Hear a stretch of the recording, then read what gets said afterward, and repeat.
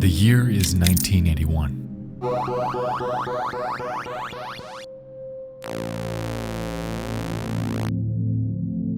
The popularity of the classic arcade is at its peak, often dubbed the Golden Age.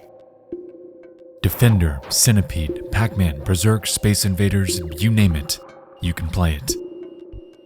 There is one game though that stands anomalous. It's a black sheep. A diamond in the rough.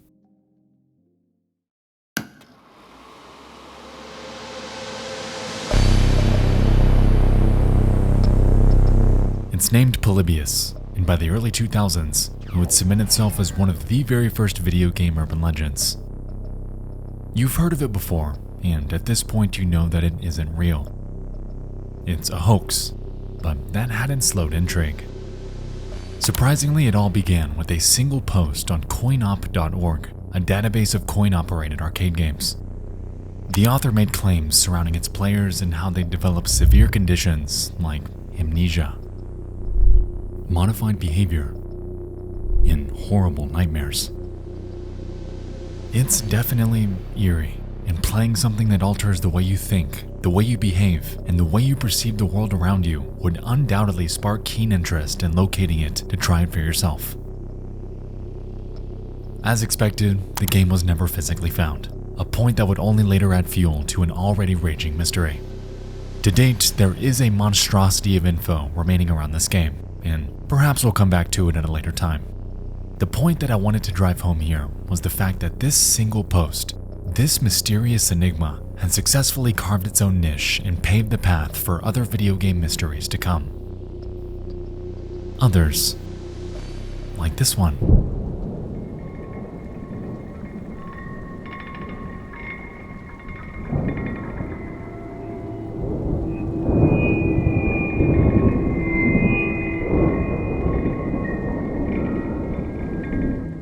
Petscop.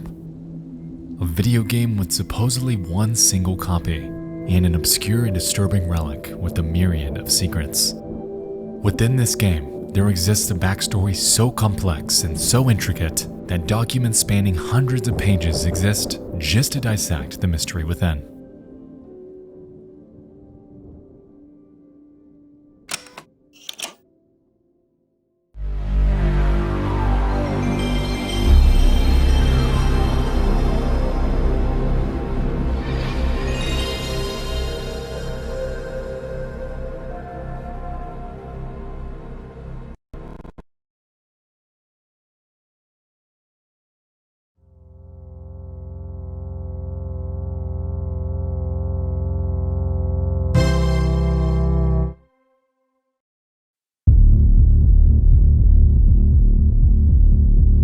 It's the 12th of March 2017, and a video enters cyberspace. It's 9 minutes long, and centers around a person named Paul documenting his experience playing a game called Petscop. Presented like a Let's Play, Paul records these episodes to prove to someone that he's not lying about a game he found planted within his home. Over the course of 24 videos, we follow a curious Paul, hell-bent on uncovering the secrets lying within this otherwise upbeat-looking game. Unbeknownst to him though, he'd unearthed a bit more than he bargained for, sending him spiraling into a wormhole of family secrets, and ultimately leaving him both unnerved and frustrated, with more questions than answers. Before we get to all that though, our journey starts a little more mundane, because right here, right now, Paul is in the midst of recording that proof, documenting to what seems like us hard evidence that Petscop truly exists. I'm not lying about this game that I found. I'm just gonna walk you through everything that I've seen so far, and obviously it'll be exactly as I described it because this is it.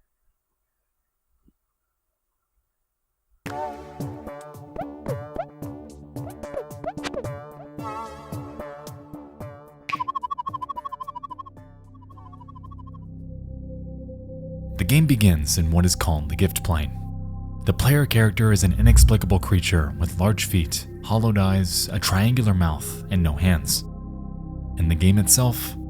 Made by Garalina, a company that does not exist. As of right now, the origins of both Petscop and Garalina are unclear. However, parts of the puzzle are likely to surface down the road. One of the first things Paul does is interact with this sign. The gift plane is closed indefinitely and all personnel have left. If you're unaware, the gift plane provided homes to over 100 young pets. Unfortunately, we failed to remove all the pets from their homes. 48 pets remain here at the time of writing. We would strongly encourage you to visit our 8 homes and find some friends to take with you. From here, Paul sets off to explore the gift plane, however quickly realizes that it's unfinished. 7 of the 8 buildings just aren't there, leaving Even Care as the one and only level available to explore. This actually is not the interesting part, but I'm just gonna show you, I'm gonna walk you through all of this so you can see that this is exactly what I described.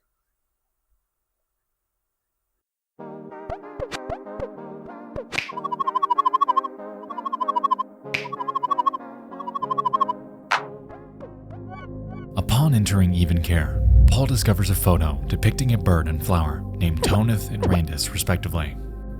Curiously, their names are color-coded, however a reason why is not yet determined. What is determined is the fact that doors will be a roadblock because the player character doesn't have any hands.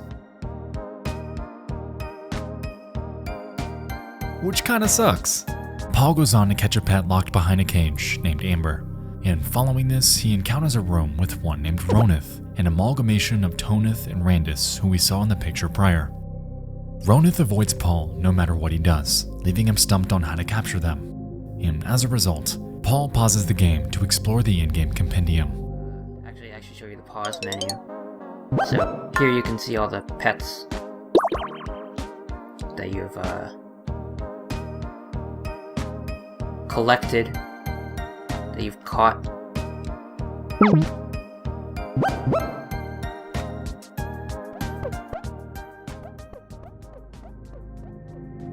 While he flies through it, Amber's description is interesting.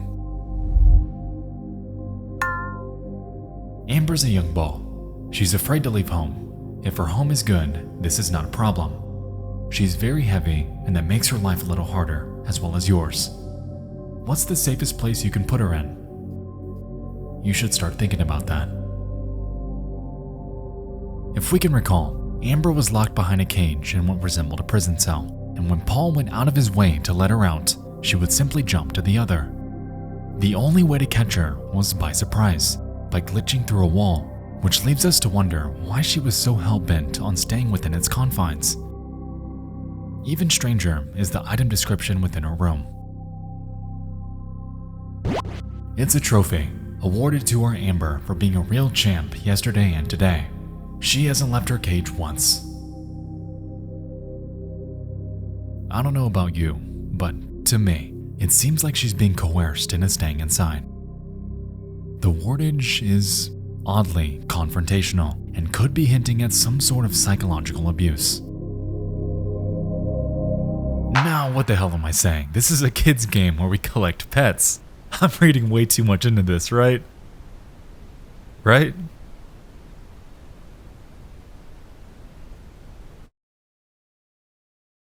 Unable to figure out how to capture Ronith, Paul embarks to explore once more. In his venture, he discovers 3 other pets, all of which require solving puzzles before they can be captured. Upon capturing Randus the flower, Paul explains that he's explored the entire map and has caught every pet available to him. Well, except for one. And so he returns to Ronith, revealing an interesting discovery.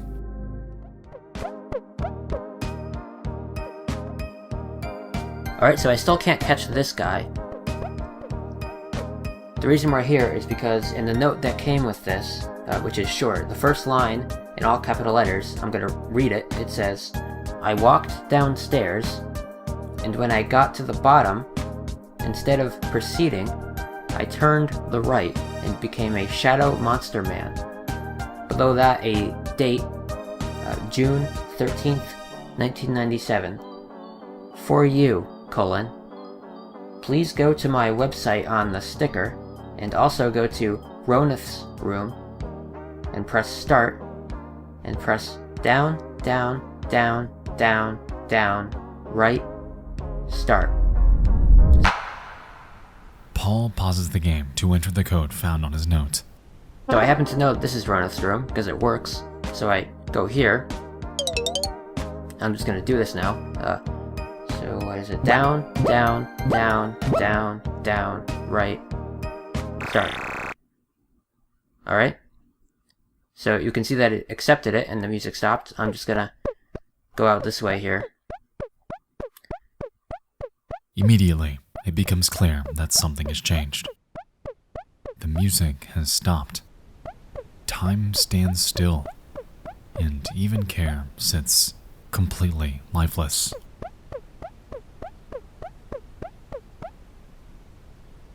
After exiting to show us the outdoors, we learn that, at a fundamental level, Petscop has changed from a happy-go-lucky collectathon to something shrouded in secrecy, visually represented by a seemingly infinite, dreary, and barren plain of grass.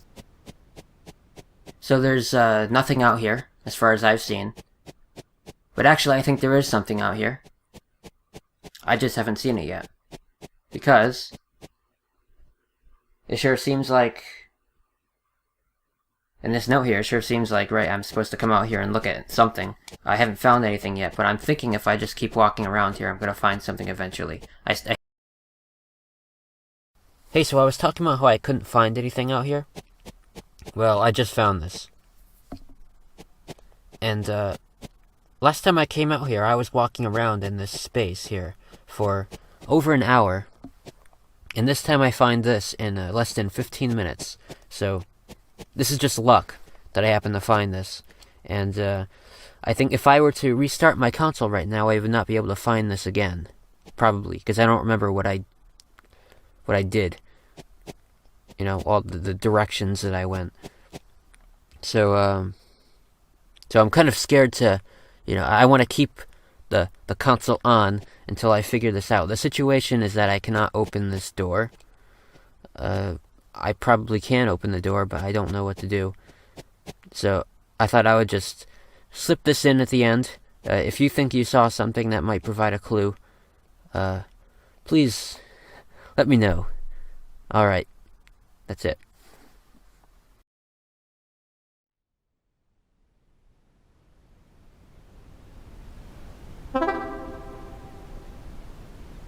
I'm not gonna lie, I have always loved the ending of Petscop 1 because this door effectively serves as the point of no return.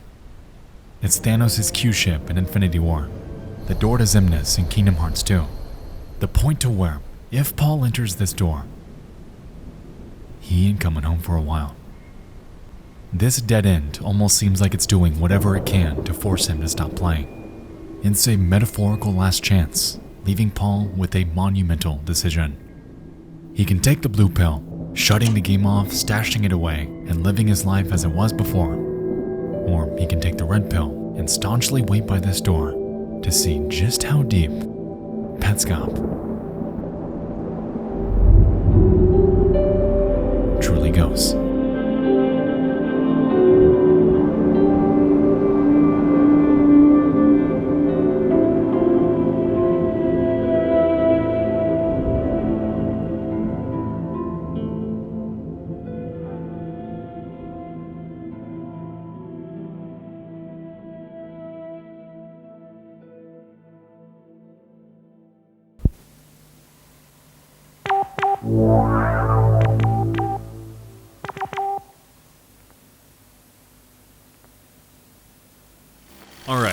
Alright, we got a long journey ahead of us tonight, but before we begin, I'd like to tell you guys about today's video sponsor, Guardio.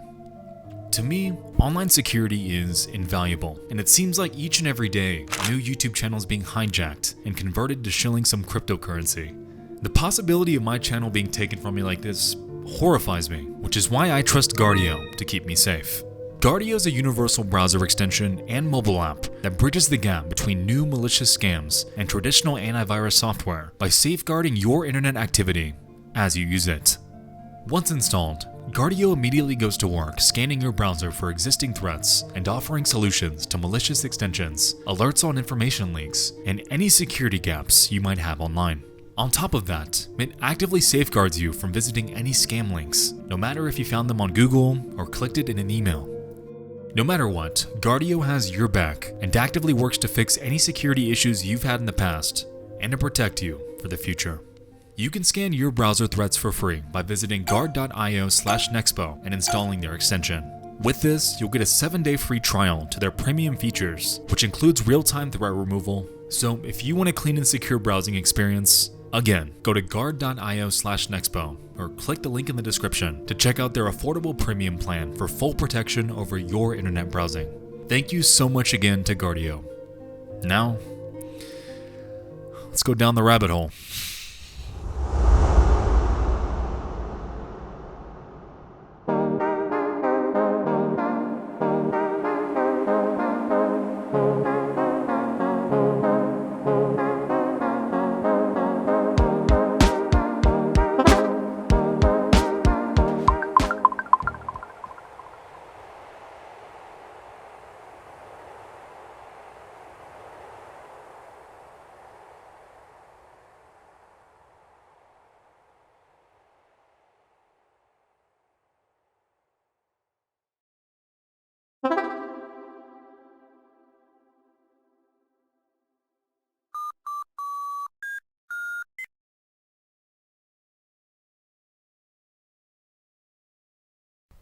Hey, so, the door opened on its own. I was just in the other room for a couple of minutes, and I came back and the door was open, and I checked the recording, because I was recording, and the door just opens on its own. I didn't do anything.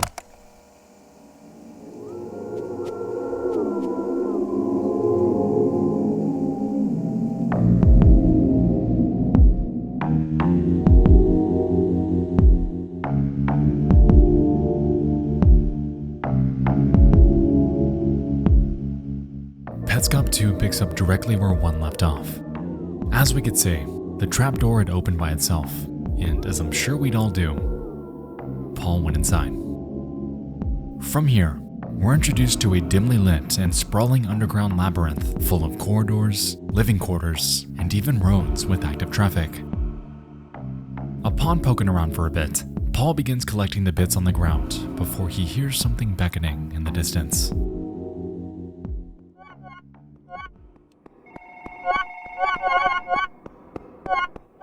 Phone?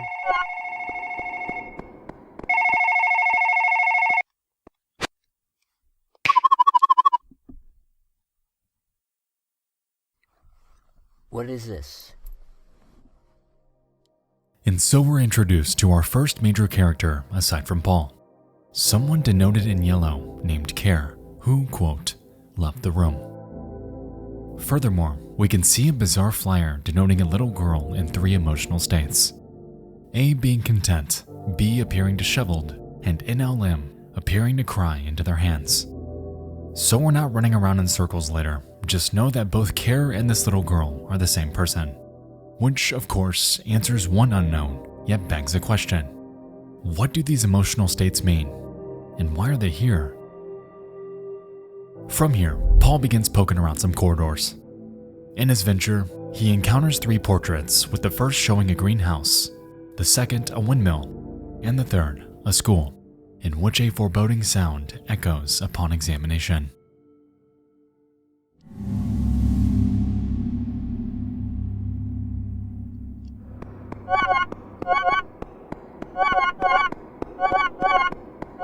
After this, Paul makes his way to a yard harboring a shed and a grave, and it's here where he discovers the resting place of a kid named Michael Hammond. Upon reading his gravestone, we discover that he died at the age of 7 and was purportedly a gift. At this point in time, we have absolutely not a shred of a clue who this kid even is or what his relation to anyone in the series is, but what does catch my eye is the fact that on his gravestone is a face. and sitting on top of it appears to be a gift box, falling in line with the quote and themes we've seen within Petscop so far.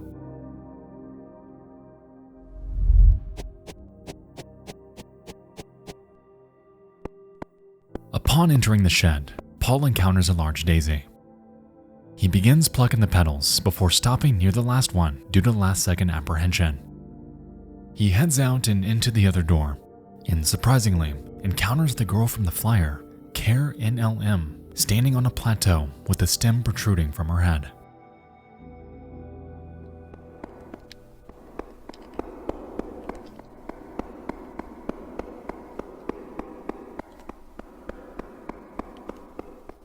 And with nothing to interact with in this room, Paul returns to the flower to pluck the remaining petals.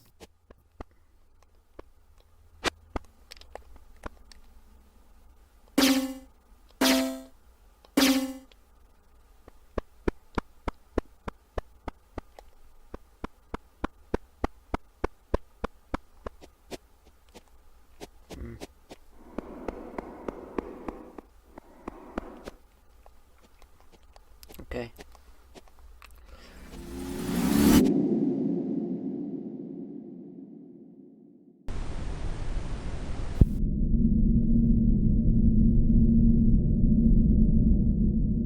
Whatever he did caused Care NLM to become a distorted mess.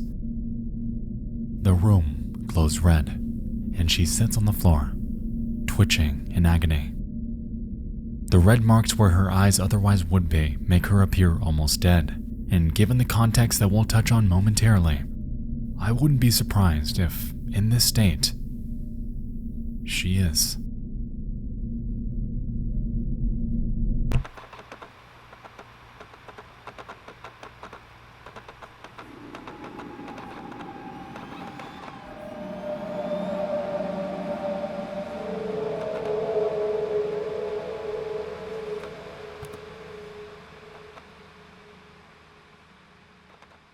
A few moments later, Paul encounters an obscure red object that he's able to interact with in the form of questions. He asks it, "What?" To which it responds, "I don't know." Curiously, behind it sits a screen displaying a windmill. And strangely, as Paul's observing it, the ominous sound from earlier plays once again.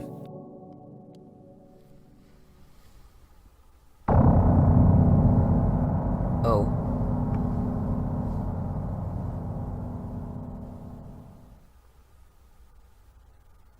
Alright, so it's been like 2 minutes, and when those sounds were playing, there was nothing happening as far as I could tell, and nothing has happened since, so I'm just gonna keep going. There's already been stuff that I could dig a little deeper into, and I'm gonna do that, and keep you updated. But also, when you come home next month, and hopefully you're feeling a little more enthusiastic about that now, we can investigate this together, and maybe you'll find stuff that I can't find here.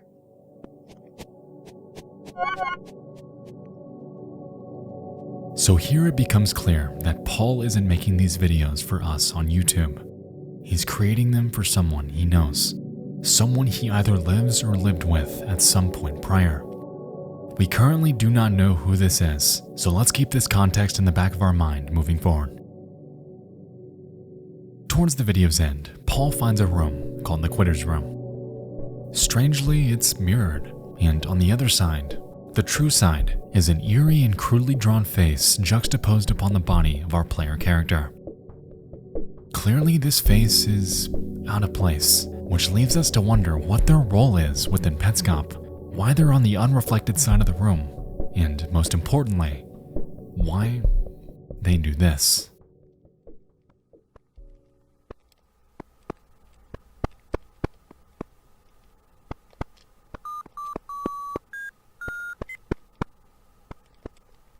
What the fuck?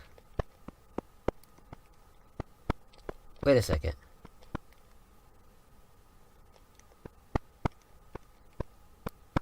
What was that just now? Somehow, this girl exhibits movement on her own before correcting herself a few moments later. It seemed to be caused by the same jingle that played at the beginning of this episode, establishing a strange feeling of sentience within this game. It seems to me that Petscop is toying with Paul in a way, yet at this point, we don't know what exactly its motives are. Towards the video's end, Paul discovers a note on the wall, reading, "Do you remember being born?" before poking around some more and leaving. He then heads out and upstairs into the grassy area and ultimately brings Petscop 2 to a close.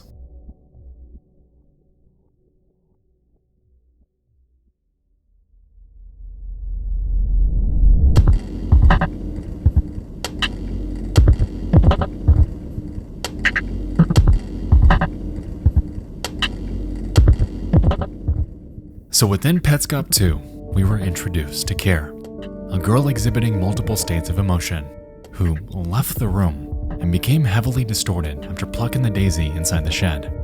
A kid named Michael Hammond is introduced, yet we get no further context about him aside from the fact that he died at 7 years old and was a gift. Furthermore, we learn that Paul is making these videos for a specific person, displaying knowledge that he knows his videos are being watched in some capacity. When exploring the hallways, we encountered 3 portraits: a house, a windmill, and a school, which all seem to bear significance that we'll need to look out for. And lastly, we learned that the jingle from the beginning of the video was not just a one-off, as when it played inside the Quitter's room, the girl within it began to exhibit a mind of her own. So why did this happen? Why did that wall note ask about being born? Who even is Care? And who is Paul recording these for? It's clear that there's still a ton to learn about Petscop, as it's already a far cry from what was advertised in Petscop 1. And given everything going on, it seems like Paul might be in for a bit more than he bargained for.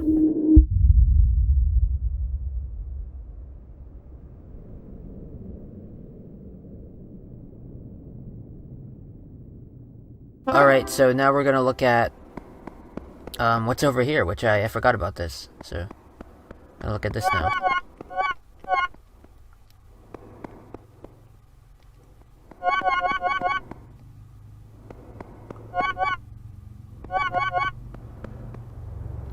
Interesting.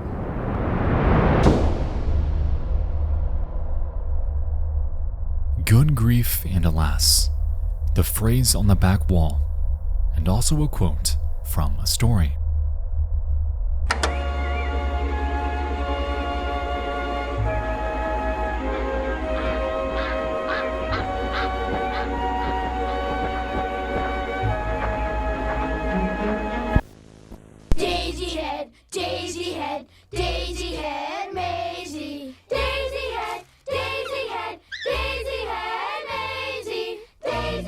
Children, be quiet! Good grief and alas! To think this is happening right here in my class!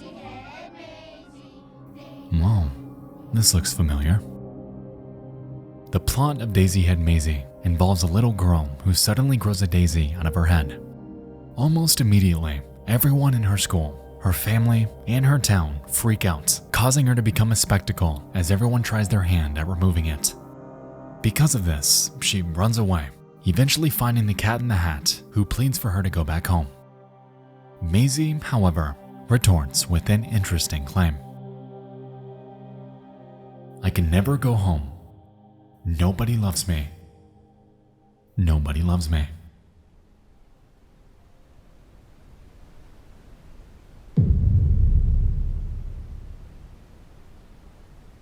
It's almost certain that the events happening with Care are alluding to the plot of Daisy Head Maisie. Towards the story's end, Maisie plucks the flower petals, alternating between "they love me" and "they love me not." The last one she picked, though, was "they love me," and so she heads back home and all is well. On the contrary, it seems that with Care, the flower ended on "they love me not," effectively affirming her emotional state, being Care, nobody loves me. Perhaps this glitch is a representation of her sense of self. Maybe she's breaking down in tears. Maybe she's dead. Whatever it means, it's clear that it isn't good, leaving us wondering who exactly her character represents, if anyone, and what the hell happened to her.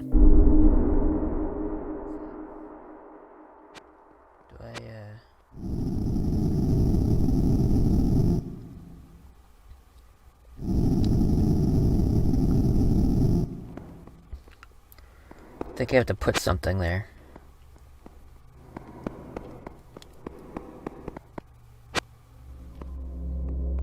Paul stumbles upon a room with a canvas called the Child Library. Upon interacting with it, it asks him to construct a face using several preset facial features, and after trying one out, the room begins to rumble before the back exit becomes available. As it turns out, custom bedrooms are rendered based upon your input, and everything from the room color to the carpets and even the items on the table can vary. Upon recalling the faces from Mike's grave in the shed, Paul tries his hand at both of them, revealing an interesting discovery with the latter.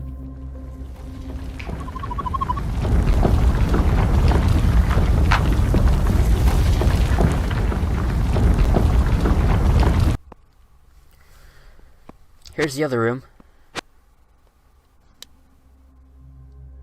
On the table of Care's room is the red object Paul questioned in Petscop 2 and some crayons. The carpet displays a paint roller and a daisy, and on the back wall is a note. Your wife says Care isn't growing eyebrows. You say, that's a puzzle. You're secretly very excited to hear this news. You're in the bathtub thinking about her. I have a guess at which child you'll pick next. When you find her room, the passage to my right will lead to her. She'll appear from the darkness, limping, and I'll shoot her in the head. Tiara says young people can be psychologically damaged beyond rebirthing. A young person walks into your school. They walk in with you. You're holding their hands. They come out crying into their hands because nobody will love them. Not ever again. Nobody loves me. They wander the Newmaker plane.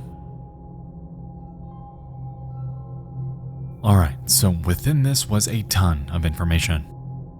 To start, we learn that Care's parents are represented by the colors blue and green, and another person named Tiara enters the mix, represented by the color purple. Interestingly, she mentions both psychological damage and rebirthing, leaving us to wonder if this has to do with Care and her various emotional states. We know that Care's been undergoing some sort of psychological torment, supported by both the connection to Daisyhead Maisie and the claim that she isn't growing eyebrows. To be honest, it almost seems like she isn't growing them because she isn't allowing them to. She's picking at them, which begs yet another question. Why is the father excited to hear that?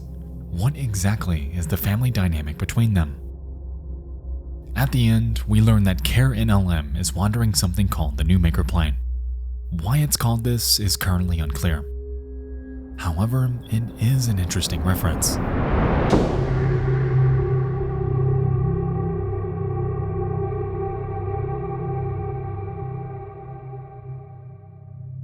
In April of 2000, an 11-year-old girl named Candace Tiara Elmore was undergoing attachment therapy with the goal to metaphorically rebirth her under the name Candace Elizabeth Newmaker.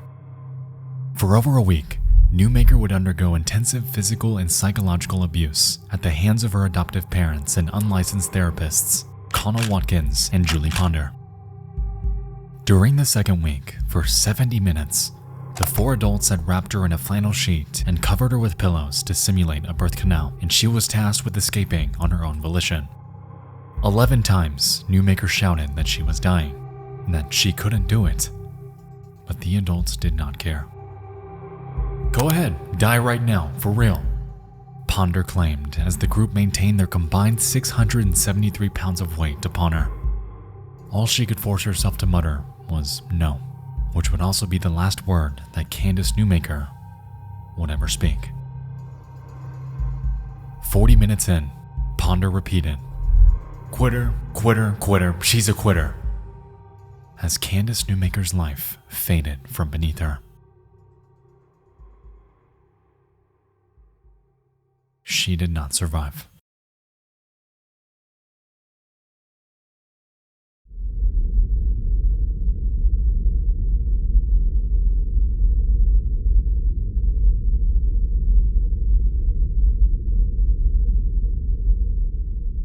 connections between this murder and Petscop are clear. However, in the years following Petscop's release, its creator has come forth to state that this game was not meant to be about her, but the themes surrounding the atrocities of child abuse. Petscop is its own story, and while it references outside events and media, what's taking place within this game is self-contained. Something is going on within this family, and care is right at the heart of it.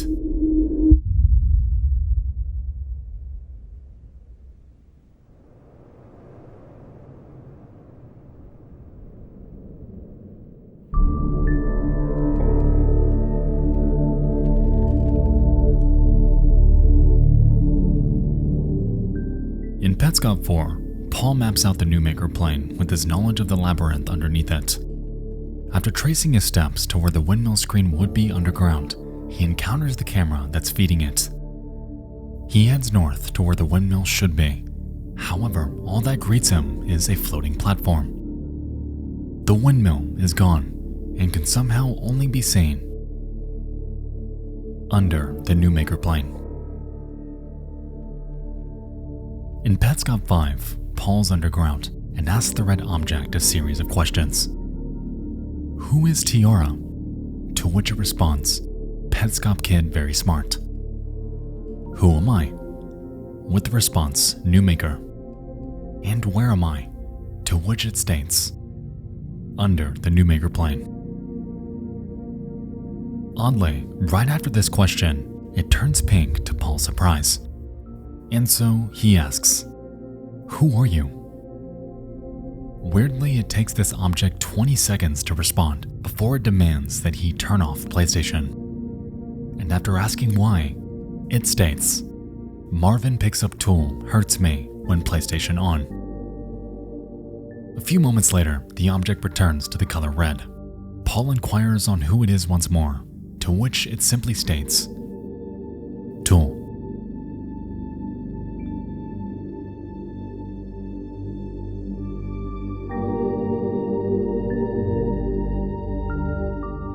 Yet again, we encounter another instance where Petscop seems to take a mind of its own. Something happened causing Tool to turn pink, and it's starting to seem like this game can switch from being autonomous to manually controlled in the blink of an eye. Also, who this Marvin person is unclear. However, given the context Tool provided about him, it really doesn't appear that his intentions are very good.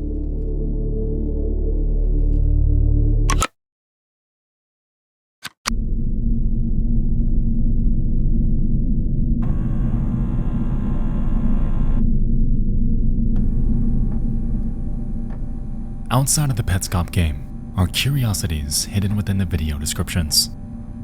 Within this one, we can observe a myriad of questions that prompted the default response of I don't know. And towards the end of it, we find a peculiar claim. When the color changed, we were able to ask two questions. Not I. We. This entire time, we've assumed that Paul's been a one-man show. The only reference we got to any other person was on the phone call from Petscop 2, and it seemed at the time that they weren't even around, which effectively leaves us with a glaring question. If Paul isn't the one running this channel, who is?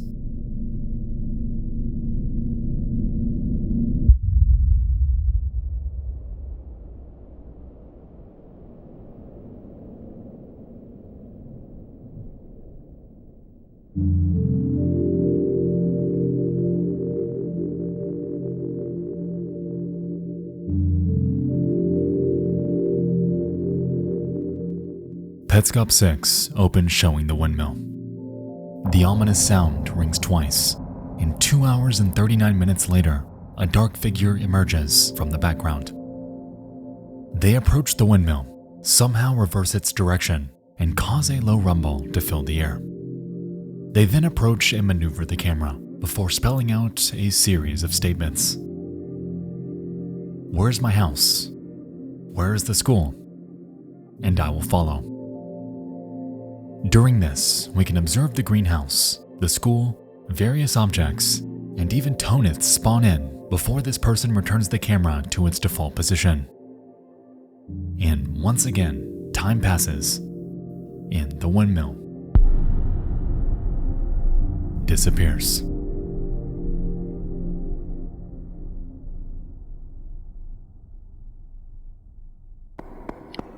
That's kind of fun, actually. Going through a 4-hour video and noticing that on one half of the video, the windmill's going one direction, and in the other half, it's going in the other direction.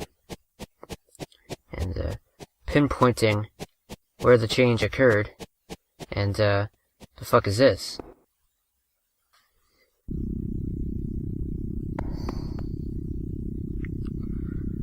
That's neat.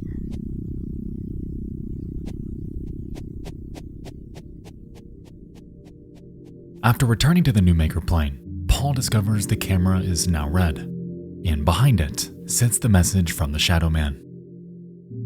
Eerily, Tonith just stands there, menacingly. And so, Paul takes it upon himself to catch them. Well, this is still here. Oh my god.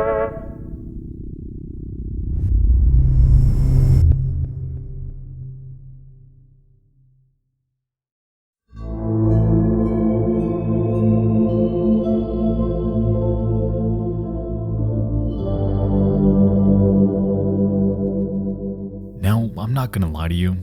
At this point, it's bizarre to hear that jingle. Given the overarching landscape of Petscop as we know it now, it's clear that Paul's in too deep to turn back, being lured deeper and deeper into the game's grasp by his own undying curiosity. Catching Tonith is a reminder, a memento of the once upbeat game he was sold on, and it also mirrors the dynamics of Paul's life before he ever booted it up. Given that he found Petscop at his house, it implies that the relationship between he and his family will change. At this point, the cat's out of the bag. Why was Petscop in his home?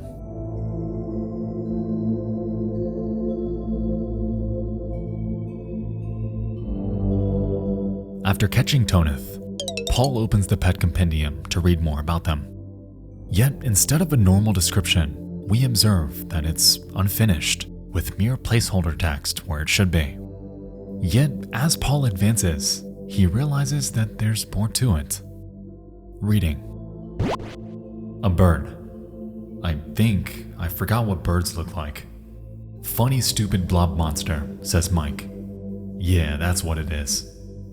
Painter. Painting puzzle. Catch Randis first? Had broken leg for some reason. I already hung him on a wall, too late to take it back. It makes me think about the dog, actually, because when the car hit him, I thought, at least it'll be over soon. He survived it, and I was the only one who still wanted to put him down. A dog isn't innocent. When that dog wags its tail and appears happy, it's not real. I guess that's Tonith then. Alright, so as we've seen before, Petscop is absolutely chock full of non sequiturs. The descriptions of the notes and pets seem to jump from one logical thought to something completely out of left field, and it's especially evident here. The first two lines are clearly linked to Michael Hammond.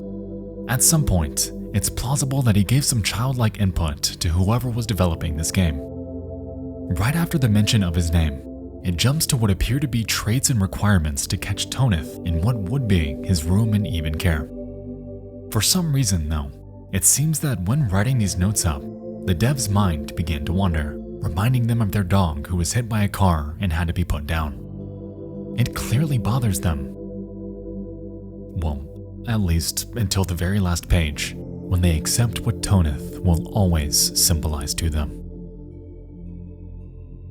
As Paul explores the compendium a bit more, he encounters a new page of catchable pets, clearly being slots for Care A, B, and NLM.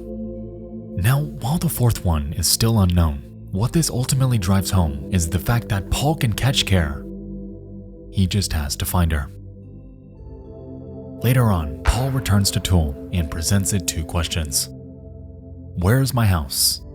To which it replies, you'll never go home. And where's the school?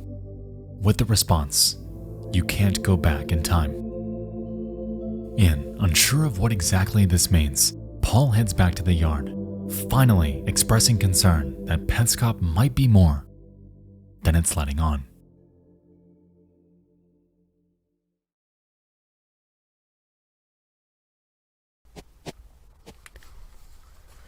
This game is trying very hard to make it seem like there's an entity in it. Like a ghost or an AI trying to communicate with me. It's interesting.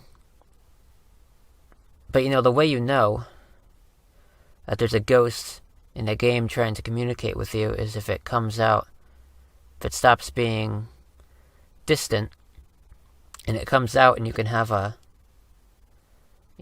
real-time back and forth with it. Paul then explains how the tool wasn't properly answering his questions and how he made a new file to test out the game's continuity. As it turned out, in his new file, things were in completely different places, events happened at different times, and purportedly, he even made it to the correct side of the quitter's room. Looking forward to what I might see next. It's very interesting, this game, because you can walk around and something will just happen, Because I created a new file, and I tried to be scientific about it. I went and did all the same things that I did this time, and the same things did not happen. None of the things happened. None of the oddities occurred. Like the thing in the mirror room, for example. So there's a bit of randomness in it, and it's interesting how it doesn't seem to really care if you see everything, I guess.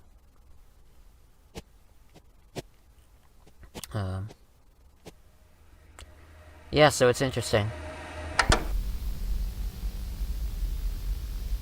It's at this point when Paul is finally undergoing a change in heart.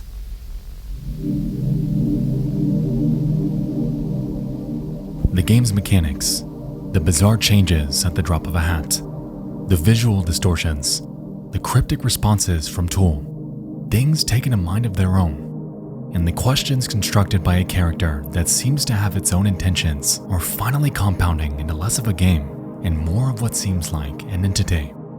Paul is finally realizing what we as a viewer already have, that Petscop isn't and has never been the gift plane, because the vast majority of the development effort has been focused on everything taking place in and around the new maker plane. Looking back on Paul as a character, he is a person ravaged by curiosity. He picks up every collectible, examines every single object, and progresses through the Petscop rabbit hole, led by his own suspicion. This game is feeding him with mystery, stringing him along like a pet tracking down a bone. It's playing him. But he just can't let it go.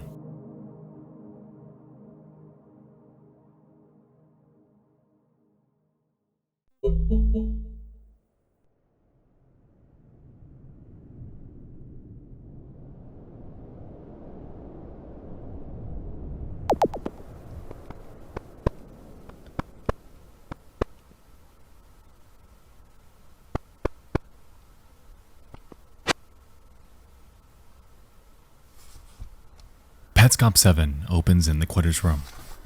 Paul stands in the corner while he shuffles through some pages that are more than likely notes he's taken along his journey. While he's doing so, though, a tune plays from the other side of the room, to Paul's surprise.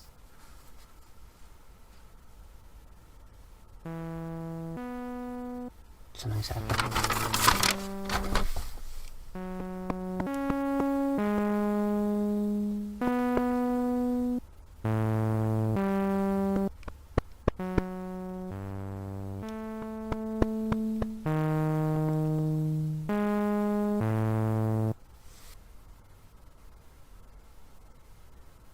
Oh, hi there.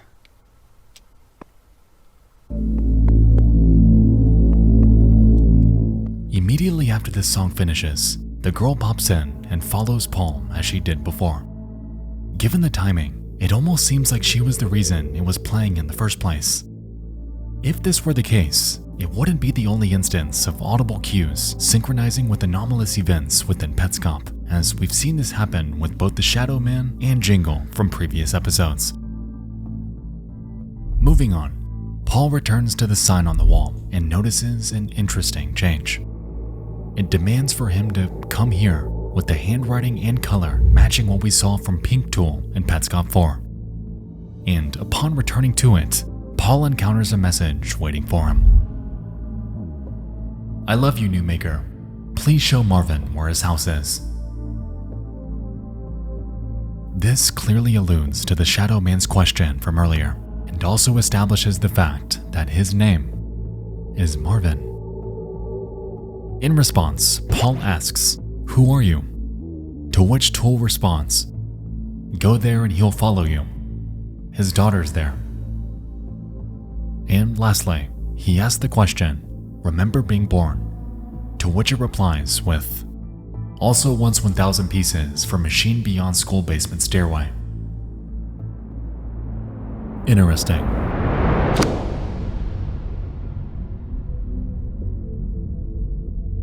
So, Marvin, a person who, in previous episodes, was hinted at possessing negative intentions. Someone who, quote, "picks up tool, hurts me when PlayStation on." Someone who is looking for their house, is looking for a school, and who has a daughter. I'm sure you can see the parallels between he and who we assumed to be Kair's father from earlier. This was the man that was excited to hear the news of her picking at her eyebrows. The man who was thinking about her in the bathtub. And the one man in the very same note that later references a school. Now, I'm not definitively saying that Marvin is Kair's father. However, the evidence is clear. The only connection we need to really drive this home is a link between Marvin and the color green. If we establish that, we can then learn a bit more about Kair's home life to seriously begin dissecting Petscop's underlying story.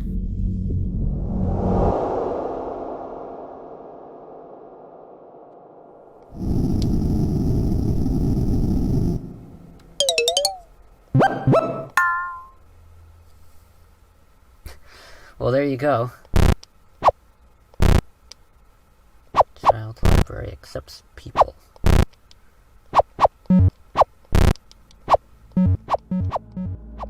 Paul returns to the child library and interacts with what appears to be a Dropbox.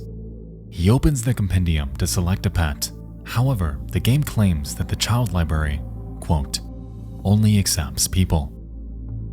For a game centered around pets, I do find this strange, and even more so that the only human we've seen in the entire game is conveniently the only non-pet that we can catch. To our knowledge, we can't catch Marvin, and we can't catch the Quitter, which means that this shaft is only meant for one person.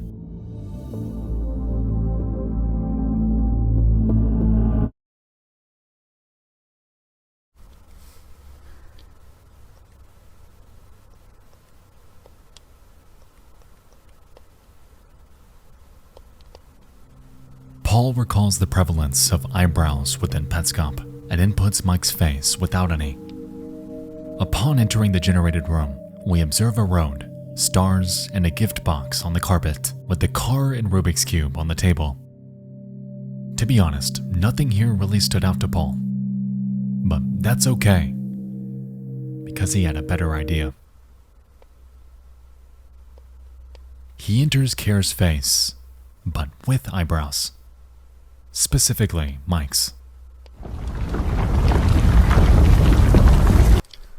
This one is Kair with eyebrows.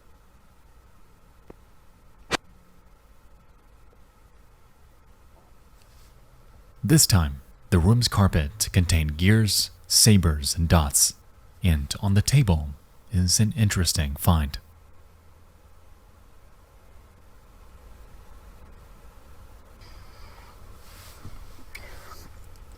So this is Kair with eyebrows. I put Mike's eyebrows on her.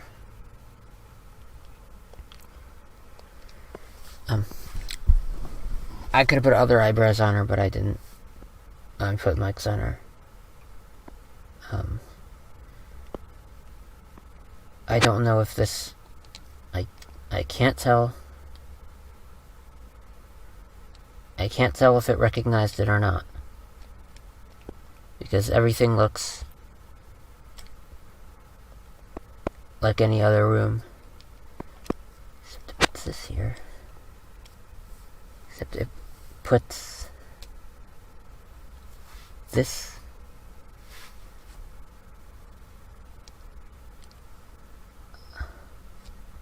I don't know, maybe that's just something that it puts in any room.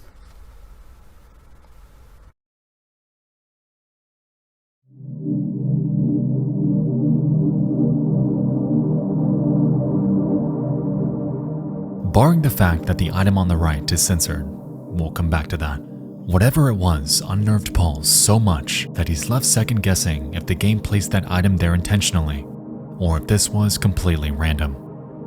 He states over and over that he could have generated any room using any eyebrows, but he put Mike's. Effectively, he's trying the best he can to rationalize why something so jarring could be rendered in a game like this, attempting to explain it away as mere chance.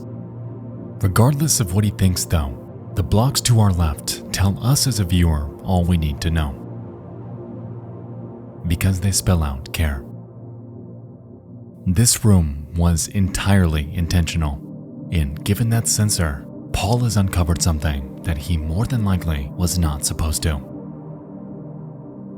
And towards the video's end, this idea is cemented further.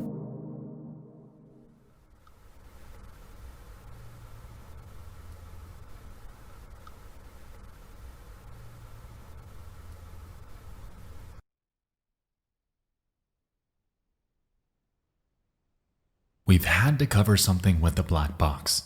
Right now, we can't say why. Some other things we're expecting to censor in the future. A big present with a sticker on it. Something on a wall in a black house. Written on a chalkboard.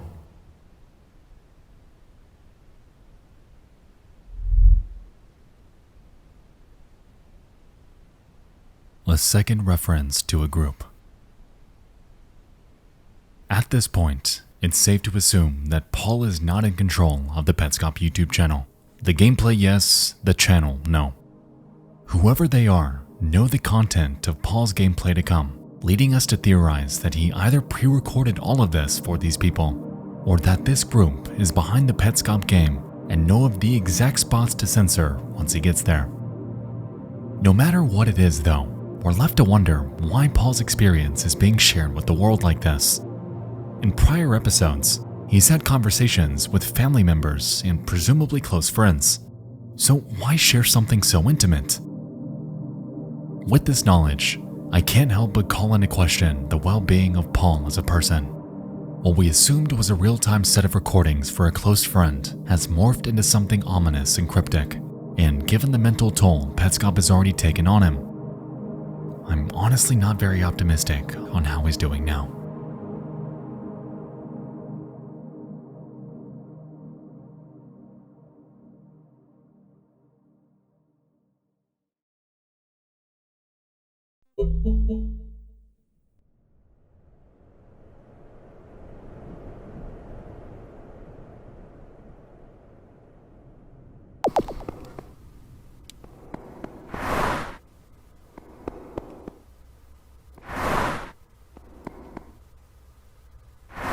Petscop 8 opens with Paul shitting around on the road.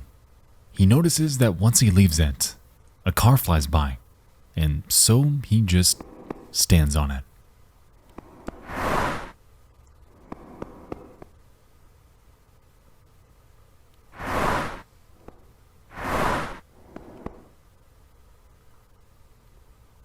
And a few moments later,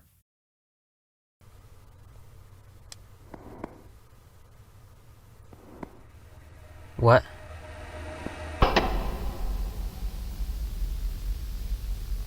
fucking bingo.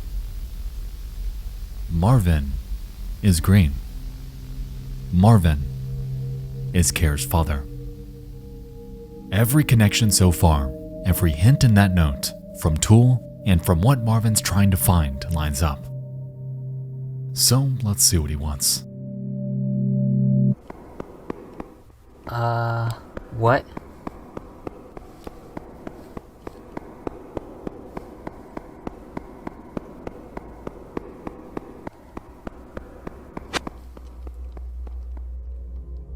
Unsurprisingly, Marvin leads us to that picture of the school, something we know he's trying to find. Following this, he takes us to the photo of his house before heading off and running into a wall. Initially, Paul laughs it off. However, towards the episode's end, he postulates that there may have previously been a path where Marvin took off. Yeah, well, the thing is, it's not here now. There's not even a passageway or anything. Can you remember when you saw this?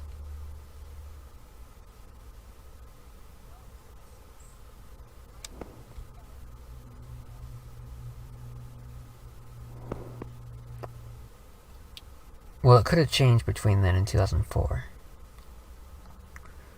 After 2004, my mom had it reportedly.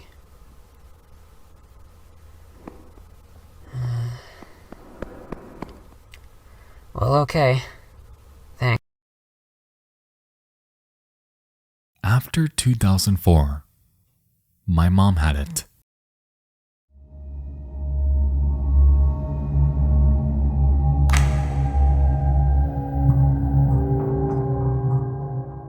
Given Paul's prior confusion about this game, it's safe to assume that he's referring to it on the phone. This implies that the one and only copy of the Petscop game has been in his family's possession since it was developed in 1997. Keeping in mind that the original premise of this channel was for Paul to prove to someone that he's not lying about this game that he found, it leads us to assume that Paul may have been meant to find this, because why would his mother have it in the first place? With the context from Petscop 7's cliffhanger, that idea bears more and more weight the longer I think about it. In some capacity, his actions are being watched, and while we're unsure of exactly why, it's crystal clear that Paul has lost control of the very thing he simply set out to explore.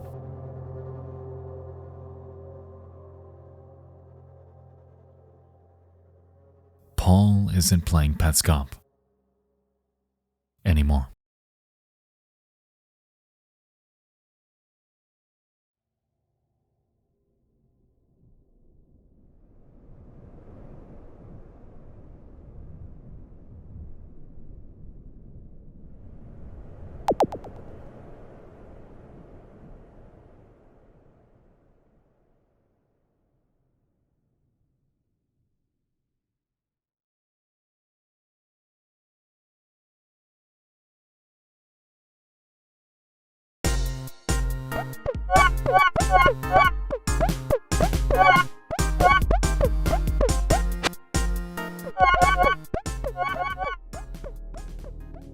Petscop 9 begins at the title screen.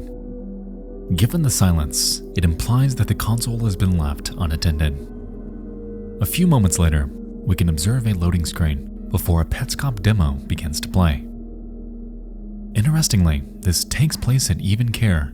However, various doors, rooms, and even the music are completely different from how it was when Paul first experienced it. One of the most interesting bits of gameplay comes from the treadmill room. As we can recall, Paul had used this to catch a pet. However, here, that pet is non-existent. Nevertheless, the player still jumps upon the treadmill to lower the number from 16 to 3 before stopping for a very noticeable amount of time.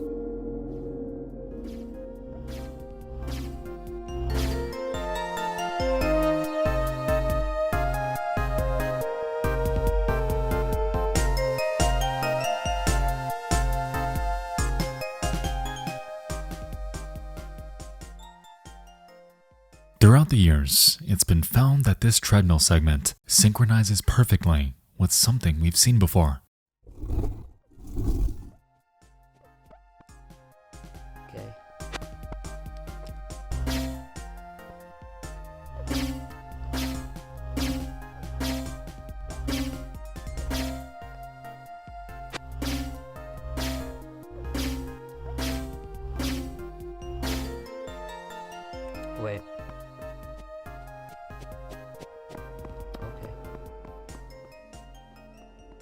This synchronicity implies that there's some sort of recording mechanic going on within Petscop and could explain why Marvin kept running into a wall during the last episode. With this in mind, it's implied that Petscop carries its own dichotomy: live player input and past player recordings, both of which can interact at either different times or within different versions of the Petscop world.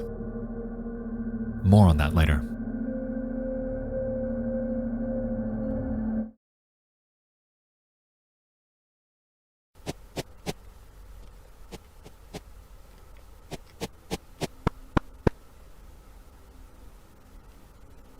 Later, we see Paul messing around in the yard. He heads in to check on Distorted Care before poking around the entrance to that basement. To his surprise, though, he glitches through the shed wall to become the Shadow Man referenced in his note, and follows up on this by heading to where the windmill should be. Are you kidding me?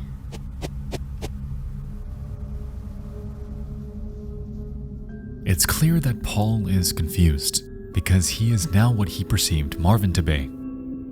He's an enigma, a shadow, a featureless creature that symbolizes the very thing Petscop is trying so hard to be.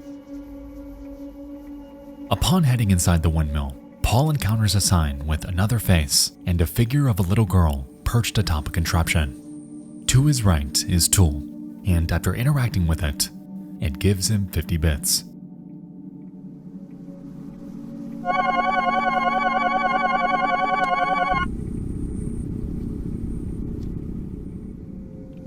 After heading back and inputting the newly discovered face into the child library, Paul receives the following prompt.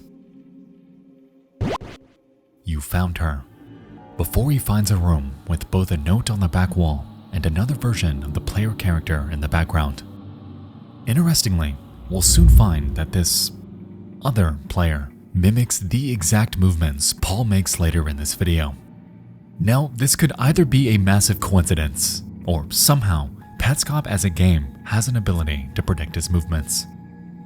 This, in a way, falls in line with the censor message from earlier, as they too claim to know of certain events that hadn't even happened yet. Upon interacting with the table, Paul observes a red tool in the windmill, and after examining the note on the back wall, he finds that it reads the following. You must have guessed, but I was looking through your things.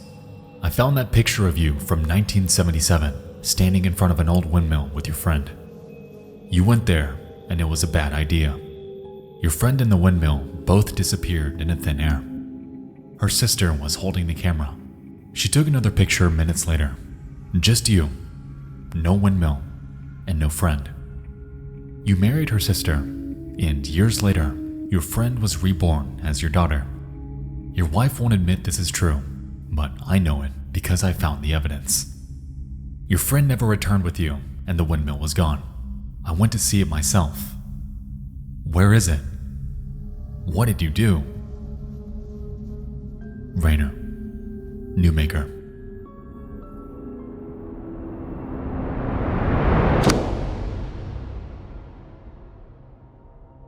Alright, so we have a second mention of the phrase your wife. The first referencing Care, who wasn't growing eyebrows, and now referencing how she won't admit this windmill situation is true. So backing up, we have a strange situation involving who I'm assuming to be Marvin and two sisters, his future wife and his friend, who all went to an old windmill in 1977.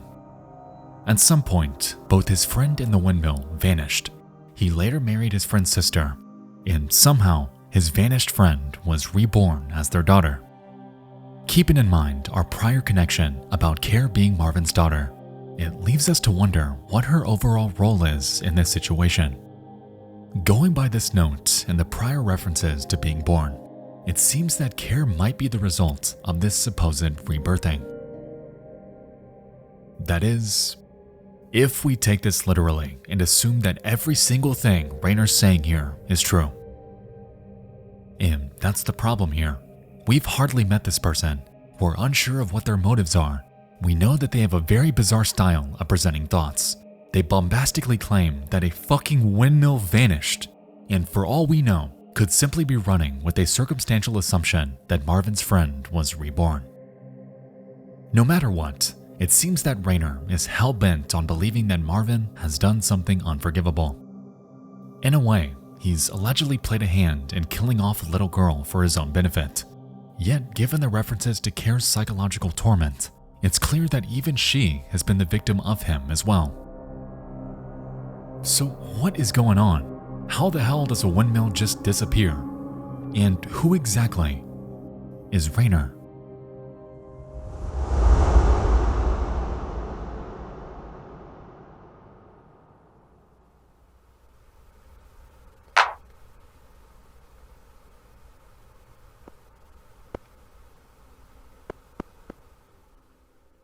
Paul leaves through the back of this room, heads down a hallway, and into a party room with 2 gifts. When he opens the first gift, he obtains a green key, and upon opening the second, this happens.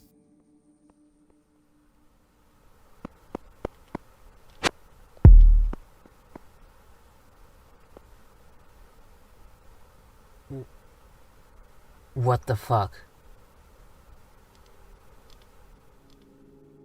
Some sort of large rotating pyramid emerges to Paul's surprise, and no further context is given. A few moments later, Paul finds a secret exit leading to a tight corridor with a single gift box, and after interacting with it, it opens and draws the camera inside. Interestingly, as this happens, we can hear a choir sound before Paul regains control.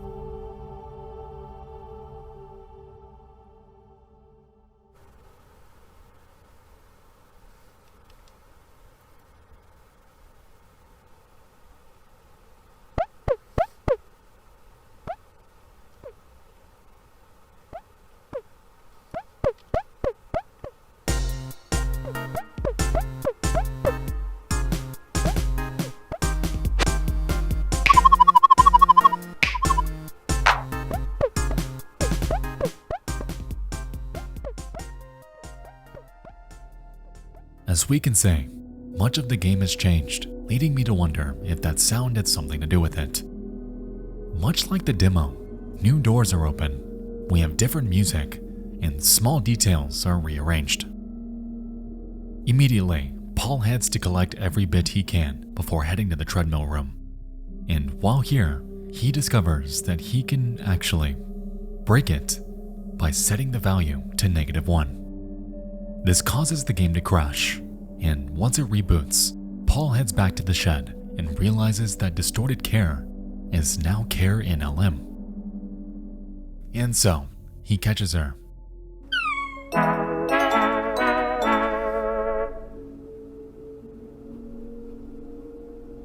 And then reads her description.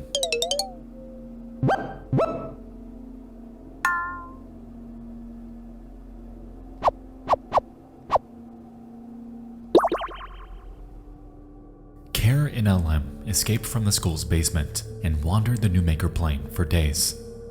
To catch her, you had to lie, but it may not be a lie forever. You're the Newmaker. You can turn Care in LM into Care A and close the loop.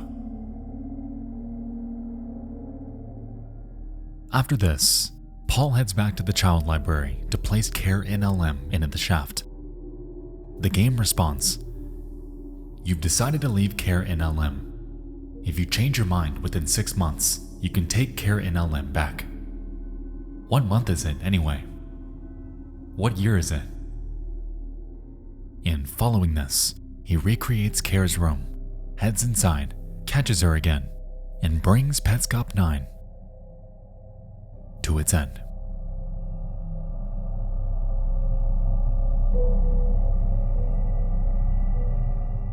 So, Care in LM, someone who, at one point, was locked inside of a school basement, escaped, and wandered aimlessly for days.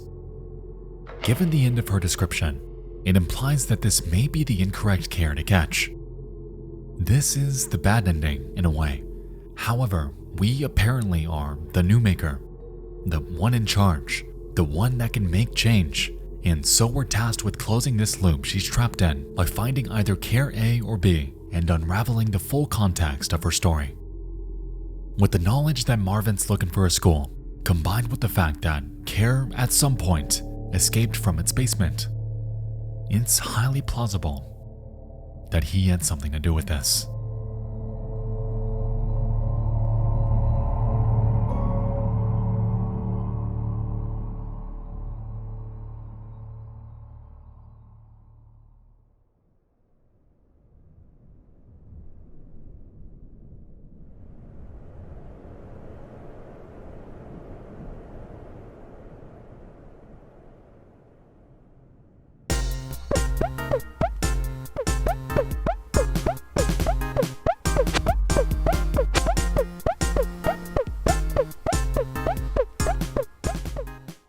Petscop 10 begins with Paul poking around the altered version of Even Care, which from here on we'll just call Odd Care.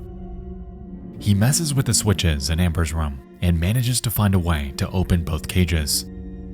A short while later, the game crashes, informing Paul that his save file now faces possible corruption. Nevertheless, he's still able to select it, placing us back into that small corridor from earlier. After interacting with that gift box, he re-enters Odd Care and returns to Amber's room.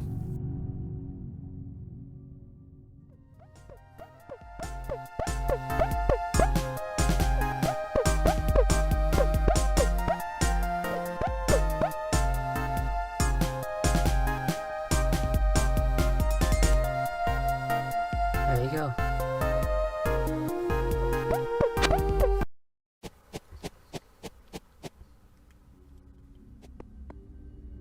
Now, while this discovery might seem innocuous, this actually serves as a sizable revelation about Petscop as a game. For those with a keen eye, you may have noticed that within the pause menu, it's a save function, and because the game crashed earlier, Paul wasn't able to.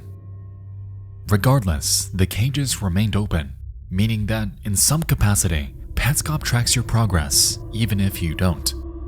This leaves us to wonder if the Petscop that Paul was presented with in the very first video was the base game as it was created, or a modified version based upon the actions of players that came before him.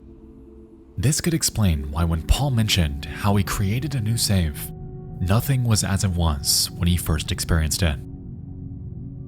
In a way, Petscop is always changing.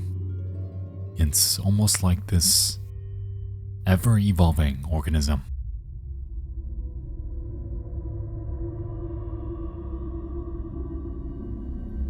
Paul heads back to the quitter's room and finds that, finally, he's on the true side. After checking out the note on the wall, it reminds him of Tool, and so he returns to ask more questions. What month is it? And what year is it? He asks, both of which produce the same response, being a calendar. At the very end, though, Paul asks one last question. Where was the windmill? And prompts yet another sensor.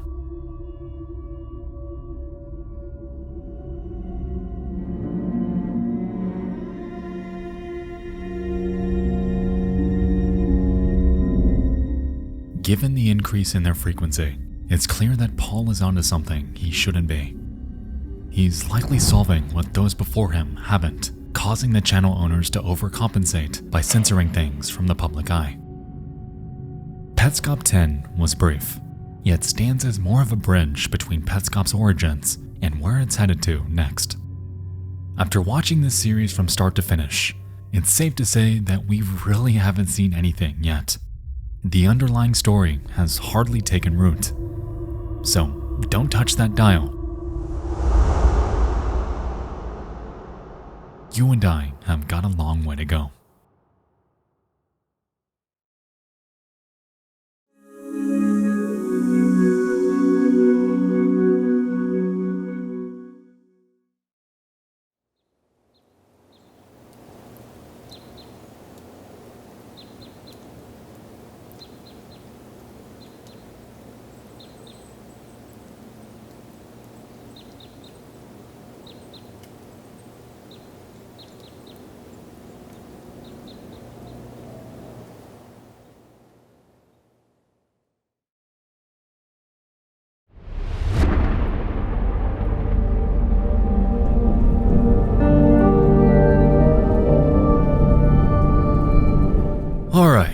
So we are a little over a third of the way there, with a ton of story progression still to come.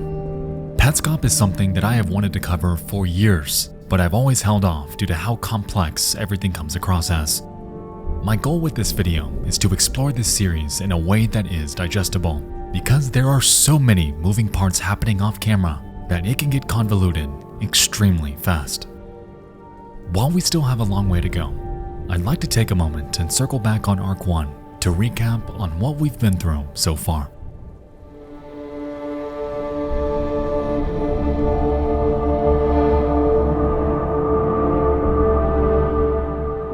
More than anything, Petscop is the story of Paul. In May of 2017, Paul finds a video game within his home, and sometime between its discovery and his first gameplay, he has a conversation with a close friend about it, to which they doubt its existence. In response, Paul begins recording his own gameplay to prove to them that it's real, and what he finds is a cheery, Pokemon-like collectathon in which he's tasked with capturing pets and bringing them home. After a short bit of gameplay, Paul pulls out a note that came with Petscop and enters the code found on it, fundamentally changing everything about how this game operates. What was once the bright and upbeat gift plane is now shrouded in darkness and silence. And so, Paul sets off to figure out what the hell he's done. Almost immediately, Paul is introduced to the major cornerstones of this series, being Care, the windmill, the school, and Marvin's house, all of which seem to be intertwined within one story about a little girl and windmill disappearing, being reborn, and somehow being held inside the school's basement. Scattered throughout Petscop are numerous characters: the Quitter, the Tool, the Windmill Girl, Michael, Marvin, Rainer, and various versions of Care. Petscop utilizes these characters to exhibit random bouts of sentience, filling Paul with awareness that the game is trying the hardest it can to appear haunted. Nevertheless, this skepticism begins to morph into apprehension the longer he plays it, as the more he uncovers about the underlying story, the more he seems to recognize various objects that can't and shouldn't be in this game. Unfortunately, these objects are censored at the current time by the hand of a mysterious group that seems to have taken over the Petscop channel. Currently, their motives in the state of Paul are unclear, but somehow they bear knowledge of future events that haven't even happened yet. Petscop 2 carries a similar mechanic, as during Paul's gameplay, we can see it predict his movements, hinting at the possibility of a recording device baked within this game. Even further, Petscop tracks Paul's progress, regardless if he saves or not, and seems to change on a fundamental level whenever the sound of a choir is heard. There seems to be multiple versions of Petscop on the same disc, all of which are tracked and saved for every unsuspecting player to come. Across the grander scope of Petscop exist clear themes alluding to the atrocities of child abuse. Both the references to Daisy Head Maisie and Candace Newmaker make explicitly clear that Petscop is a story about psychological torment and potential death. The dynamic between Marvin, his wife, Care, and the vanished windmill girl are still vague. However, we have a rough idea that Marvin's done something unforgivable. His wife's sister completely disappeared and was somehow reborn, likely as Care. How the hell that's possible and what exactly it means is unclear at this point, but what we do know is that there's an ominous family dynamic at play here. Paul has become genuinely haunted by things he's witnessed, and it's almost starting to seem like he's connecting with the game in a way. With the theme of duality baked within the fabric of Petscop, with the gift and Newmaker plane, even and odd Care, the Quitter's room and its reflection, red and pink Tool, and the windmill's existence and lack thereof, it genuinely wouldn't surprise me if Petscop was a parallel somehow to Paul's real life. Now, while that remains to be seen, the ambiguous nature of Petscop leaves tons of additional questions unanswered. For starters, how does a windmill just vanish? What exactly does rebirthing mean within Petscop? What is causing the game to randomly take a mind of its own? Who's running the Petscop YouTube channel? Who exactly is Rainer? And most importantly, what the hell happened to Care? It's clear that Marvin's had a hand in something nefarious with her, but at this point, what that is vague at best. Petscop is a behemoth with so much left up to the imagination. The story being crafted here is elaborate and grim, drawing me in the same way the game did with Paul. With that said, there's still a ton awaiting us, 14 and a half more episodes to be exact. So refill that mineral water and grab a couple string cheeses, because you and I, we're only getting started.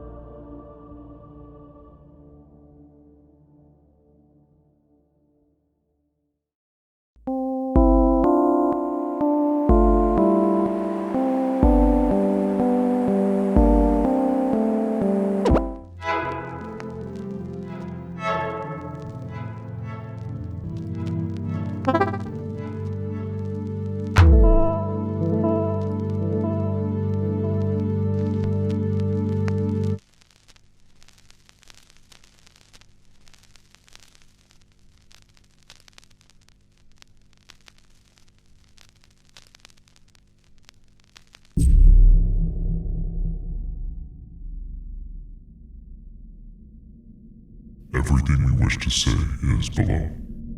The purpose of this YouTube channel is to preserve and display the recordings within the video game Petscop while keeping some of their content private. They were first given to us as a Christmas gift many years ago. The game had an interesting journey before and after that day.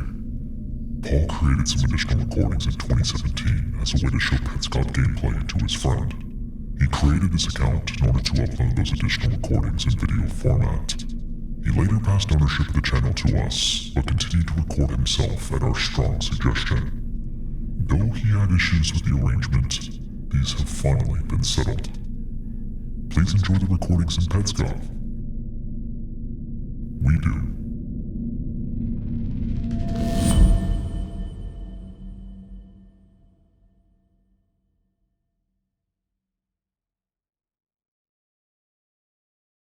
Signs along the way that I ignored because it would have been a completely ridiculous idea to me. But when I found my room, it made well, I was shocked at first, but it made sense, especially considering where I found the game in the first place. They would be tied in some way to me through you. And I'm trying to think, when was the last time I saw any of you at all? It had to have been like 1999. I was a kid. I was a small kid. Tiny kid. Straight out of the gate, Petscop 11 opens with dialogue between Paul and his friend, providing important context about prior events. As it turns out, the room generated from Care's face with Mike's eyebrows may not have been Care's room after all. It was his, which explains why he was so unnerved when he encountered the first sensor, yet opens an entirely new trove of questions as to why he's referenced in Petscop to begin with. A few moments later, Paul explains that he's following a map he made in hopes of finding some sort of secret. And to his surprise, he does. Okay.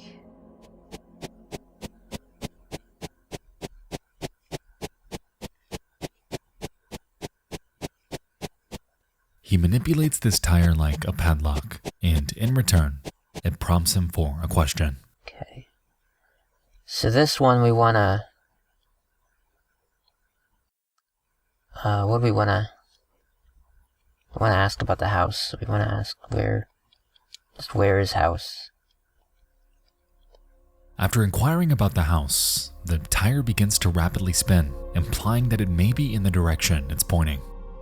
And so Paul sets off, finds a road, traverses down it, and discovers a sign.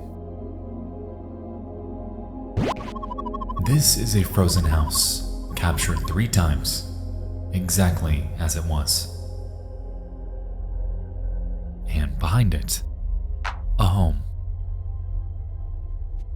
Marvin's home. We just found the fucking house.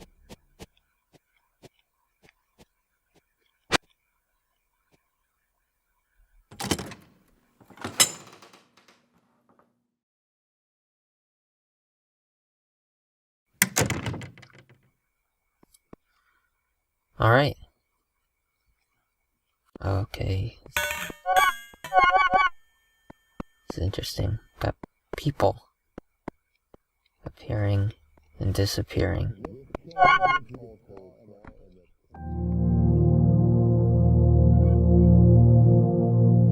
Welcome to Christmas at Marvin's house, frozen as it was.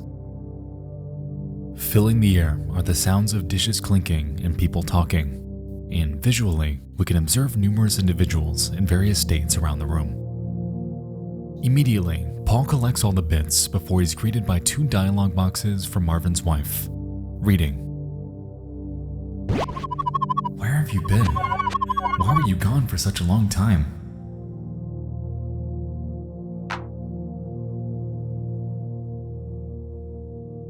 Is this a present? Who is it for? Soon after this, Paul discovers 2 calendars on the wall, one being green for the year 1997, and the other, gray for the year 2000.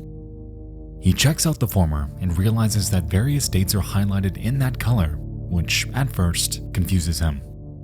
Upon discussing it with his friend, though, he realizes something. I got this green here. Starts off like a checkerboard, then whatever this is, and then weekends. Then it's green every day. Oh.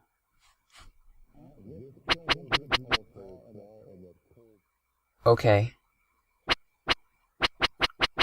I don't know if you got that immediately. Yeah, so June to November. Yeah, on that topic, I don't remember meeting this girl at all. I don't remember knowing her at any point. And I remember you saying that we are,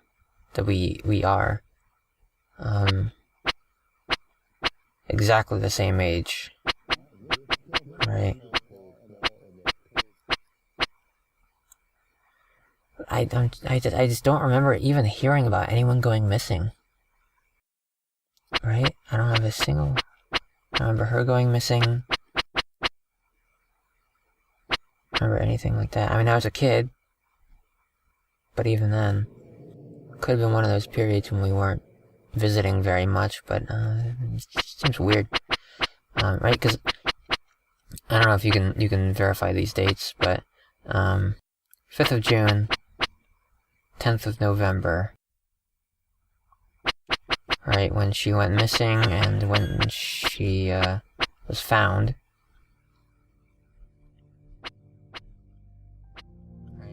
These were the dates when Care was gone, and given that they're highlighted in the color pertaining to Marvin, it seems to symbolize the dates she was with him.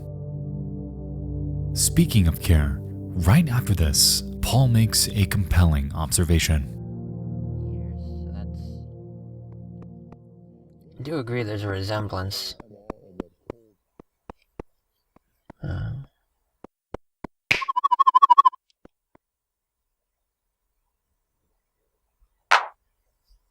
Very strong resemblance between us. Whoa.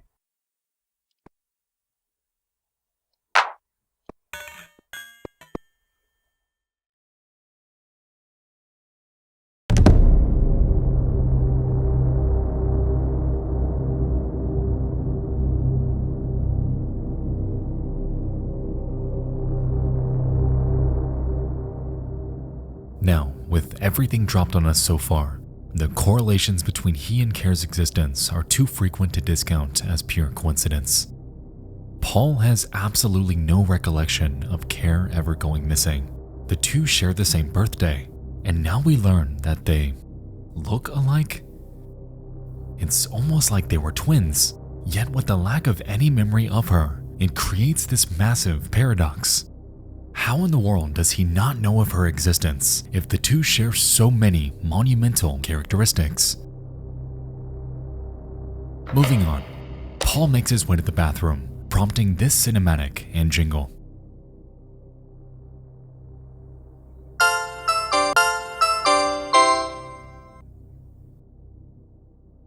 Strangely, Paul claims that it was an experience.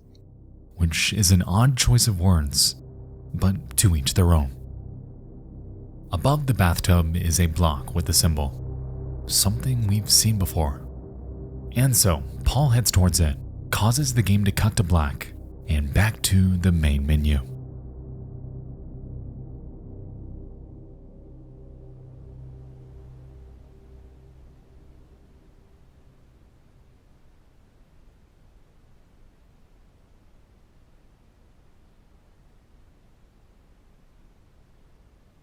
What follows from this point is a demo sequence involving the road from the New Maker plane. In the next scene, we'll notice that Paul is completely silent. For some reason, he doesn't say a single word, something highly out of character considering the chattiness he's displayed so far.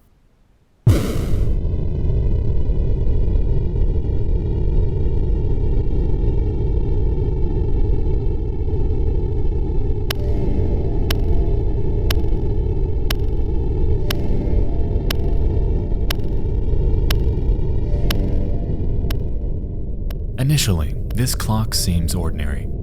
However, if we really analyze it, we realize that 12 o'clock isn't where it should be. It isn't 3 p.m. It's 5:11.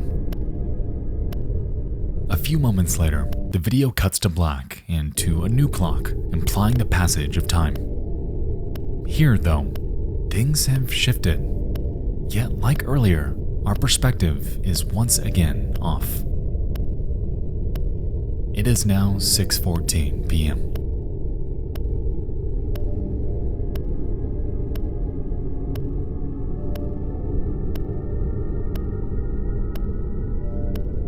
At the end of the road is a building. The camera heads straight into it, drops us back onto the New Maker plane with Marvin, and curiously, introduces the concept of in-game communication.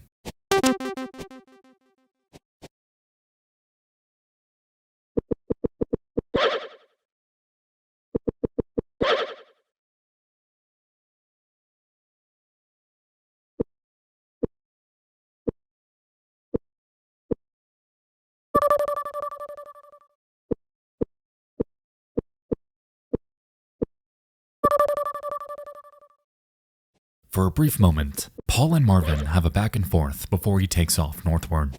And as we follow him, we end up discovering an entirely new area, being the school. Upon heading inside, we realize that every convention of how Petscop works has been turned on its head. Instead of a camera-locked adventure game, we can now navigate the world in 3 dimensions, effectively adding a new layer of depth and interactivity to it. Apart from its merits though, it's clear that this section needs a lot of work, and for all we know, the developer probably didn't spend much time on refinements. Regardless, a handful of intriguing concepts are introduced, like the fact that Marvin seems to have taken the shape of a tool, seems to have some capacity of control, and that various objects, like padlocks, can be manipulated. After the pair tried their hand at cracking it, the game cuts to black once more and throws us back into Marvin's home. The jingle again plays, the cinematic goes in reverse, and weirded out, Paul claims, The hell? That was an experience. Wait a goddamn minute, there it is again. Alright, so Somehow, when Paul walked up into that block, he created some sort of lapse in time.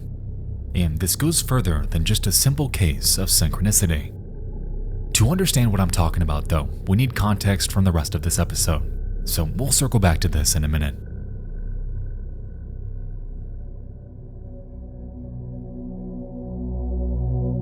Bizarrely, Paul acknowledges the lack of a white block above the bathtub. He has clear knowledge of what took place before and after the clock sequence, but during it is what remains ambiguous. Nevertheless, Paul exits the bathroom and realizes that the home has now changed. It's no longer Christmas, and on the wall sits only the green calendar. After messing around for a bit, Paul examines a note on the home's bulletin board, reading, "My husband may come here after 6 p.m. Please stay overnight if you can. Thank you so much." He then heads to the calendar and learns that the date is now June 5th, the night Care went missing. And with this newfound context, it really drives home just how ominous that note is. Someone was supposed to be watching her, protecting her, yet it's like they were never there. After heading into a newly opened room, we encounter Care A. She's sitting atop a yellow bed and is frozen in a block of ice. On the back wall, we can observe a window and a clock, revealing that the time is now 6:10. But wait a minute, earlier the game told us it was 6:14, so how the hell did we travel back in time here? Can I get on this bed? I'm supposed to get up on the bed.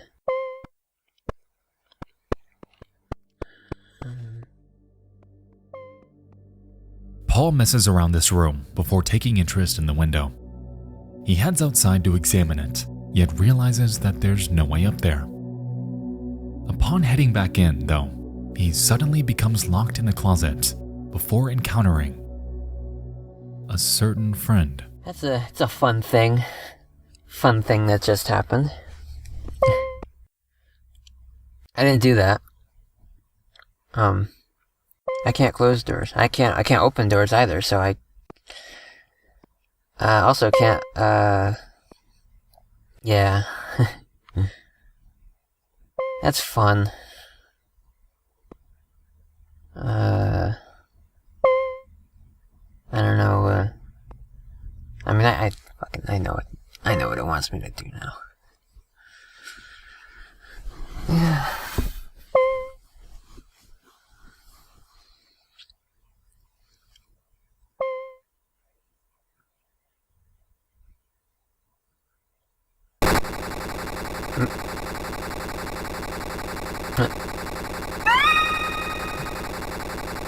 What? Uh-oh.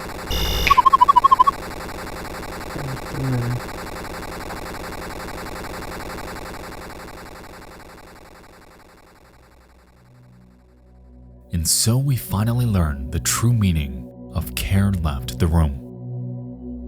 It was when she was taken. Now, I'm not entirely sure if the game reverted to a previous state or if the abduction was a recording of prior events, but right after this text box, the closet door opens, the room's ambience reverts to as it was, and Care is reinstated at her initial position. With what we just witnessed, Paul heads outside to inspect the window, and to his surprise, he finds a ladder. And so, much like Marvin, he heads up and inside the house and is finally able to catch Care A.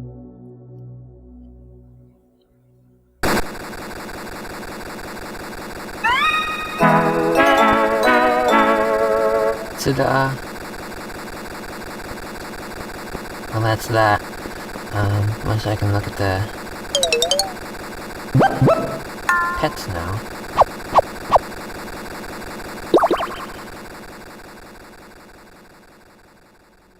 When the emergency began, you were all looking for Care A. I told you all we would never find Care A. When Care A goes missing, she goes missing forever. My brother didn't want us to find him because he knew we were all looking for Michael A. I'm back. This is my present for you. I started it in 1996 for Marvin. If you think they're worth any effort, see if you can save Care B or Care NLM. Care B is in the school, of course. Fuck you all, and fuck me as well. Merry Christmas. Check your bathroom now. Rainer. Alright, once again, Rainer's at it with the non sequiturs. Apart from the reference to Michael, here we can observe them making clear references to the abduction of Care. It seems that, somehow, they bear significant knowledge about her present location and how she's been permanently scarred by what Marvin's done to her. Atop this, we learn that this game was made for him, yet considering his overall role in everything we've seen, it shrouds Rainer's motives in even further ambiguity. Given the ending, it implies that they carry some semblance of guilt for something, and for all we know, it could be about Care or even something to do with that nod to Michael. There was a reason he was randomly thrown into Care's description, so how does he tie into this? What is clear is that Rainer seems to have known about Marvin's obsessions, about family conversations, about where Care was kept, how and when she was taken, everything. They were complicit in some capacity. It's just the extent that's cryptic. Moving on, Paul heeds Rainer's request and heads to the bathroom. While here, the game cuts to black once more before we're thrown back in the school, observing yet another demo. After poking around, the player character encounters a room with a chalkboard, a desk, and Marvin. Marvin instructs the player to play some music on something called the Needles piano, and so they do, making Marvin a happy man.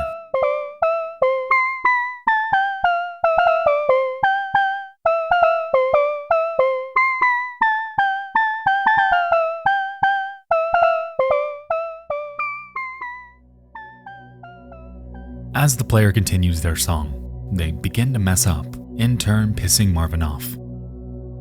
In response, he states that Tiara plays bad music too, to which the player responds with the word sad.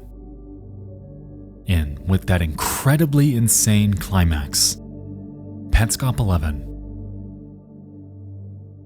draws to an end.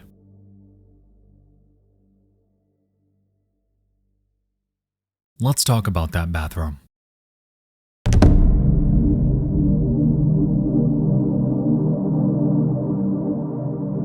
As we can recall, there was a weird synchronicity with both times Paul was in there. Somehow, he stated the exact same phrase twice when the home was frozen in two separate states. Interestingly, the later and earlier portions of the video don't just line up in that one instance though, as when both clocks approach 6:15, the collision with the building roughly coincides with the time Marvin would encounter Care. Have a look.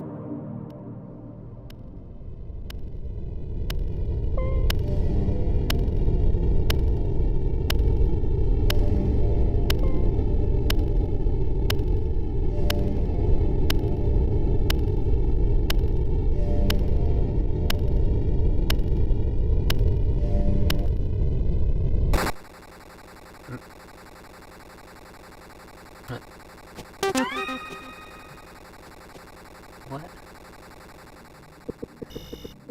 Uh-oh.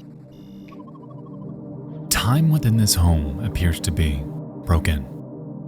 If we assume that all of Petscop 11's gameplay is solely done by Paul. As we can recall, he isn't actually in control of the way these videos are structured and presented, as that role lies with those who Paul passed the channel to.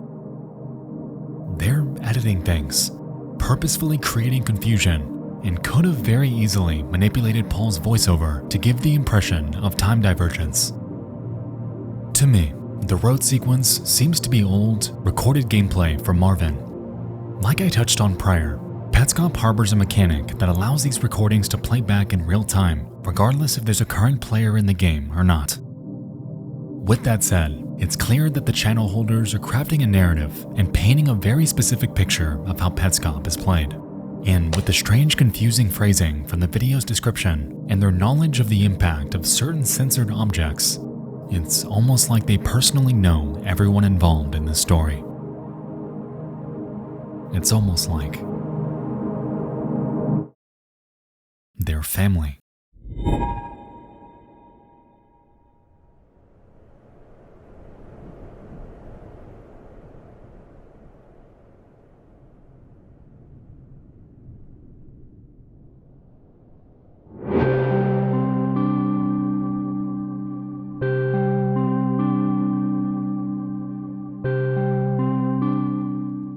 Petscop 12 begins with a demo recording in the mirrored side of the Quitter's room.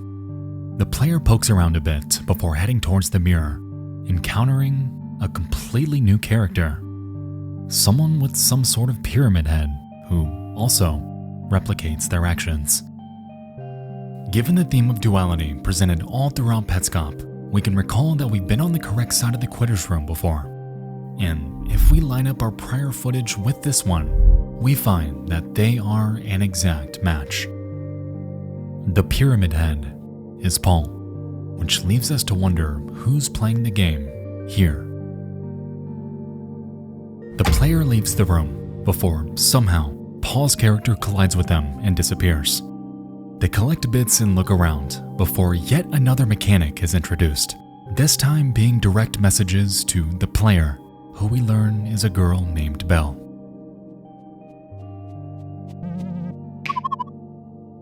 Hi, Belle. You're free. I left these messages for you to look at in case you were ever rescued. So while you walk around looking for something to do, I'll come up periodically. When the messages run out, I'll be out of your hair forever and ever. Right after closing the dialogue box, the video cuts to the yard.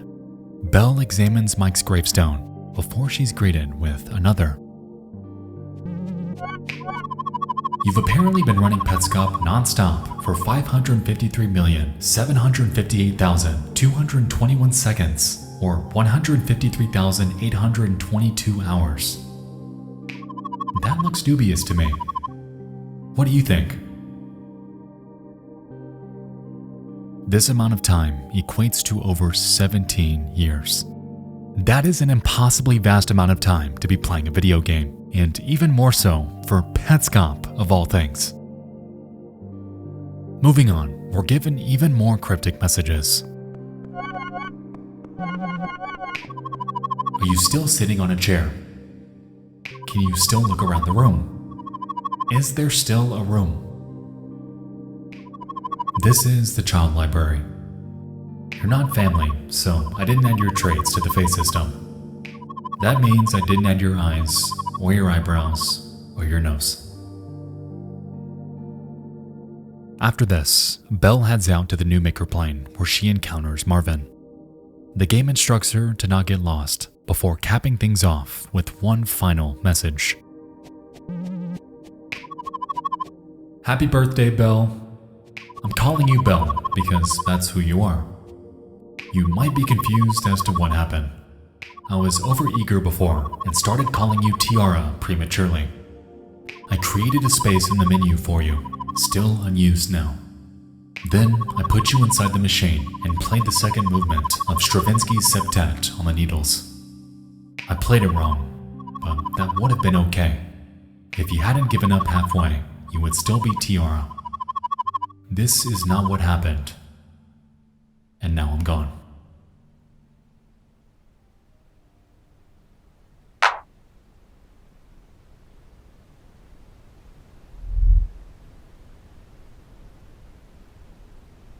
Belle is a victim of attempted rebirthing. And because it failed, the person writing these comments, who I'm assuming to be Rainer, is now dead.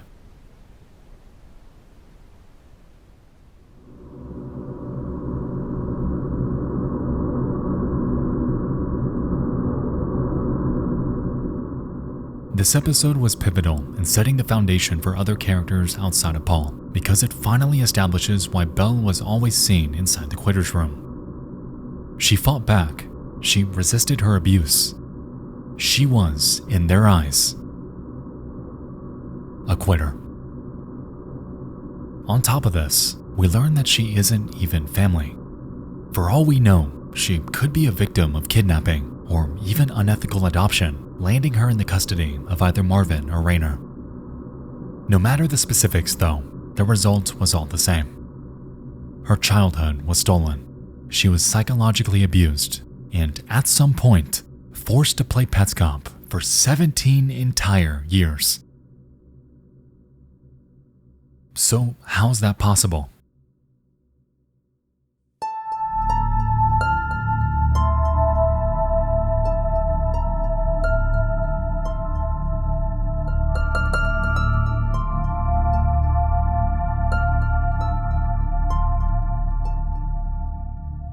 If we assume that Belle is a live player, this implies that Petscop carries some semblance of multiplayer. And given that the game was developed in the year 1997, when the PS1 was incapable of online gameplay, it implies that Petscop is some sort of technological marvel. Rainer engineered a system that could break the fabric of the PS1's capabilities, opening an entirely new world of potential. Right? Well, no. I know how cryptic Petscop has been so far, and while we could suspend our disbelief and run with that theory, I don't think it's quite right. As we can recall, Rainer presented Belle with a set of questions. Are you still sitting in a chair? Can you look around the room? And is there still a room? This is not live gameplay, but the product of player emulation. This entire time, we've assumed that demo gameplay are just recordings, which in a way they are. They're just not quite the kind we assumed. It seems to me that there's some sort of artificial intelligence being trained here. The Belle we're observing isn't the product of a player, but that of a computer, explaining how the synchronicity between Paul and Belle's movements were possible. We're gonna dive into this point in much greater detail later, but for now, just know that the other players within Petscop aren't quite human. At least, not now.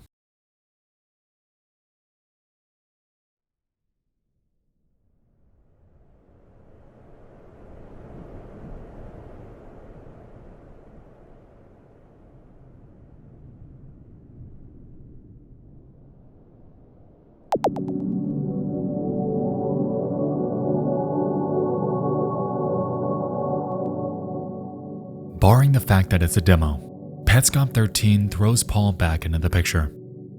He manipulates the bucket in hopes of finding its purpose, before he makes a connection regarding a tool he saw on the road. He pushes the bucket towards it, eventually passing under an object that looks strikingly like the sign for the gift plane. Once here though, it heads up and out of reach before he navigates it into the pail.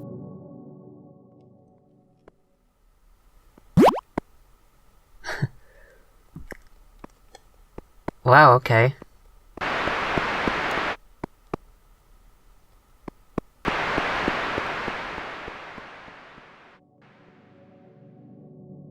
Paul then uses the tool on the machine inside the house and gains 15 bits. Well,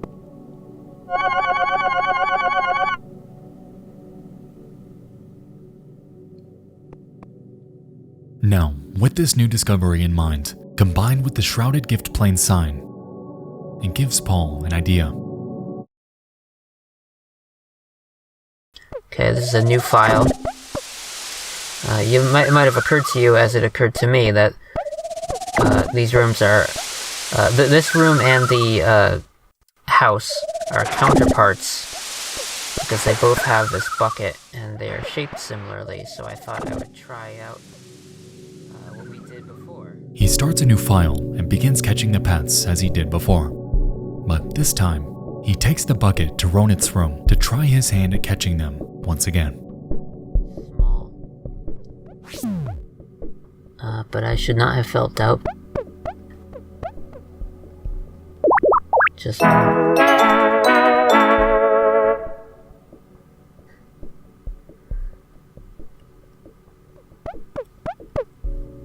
I just... But I...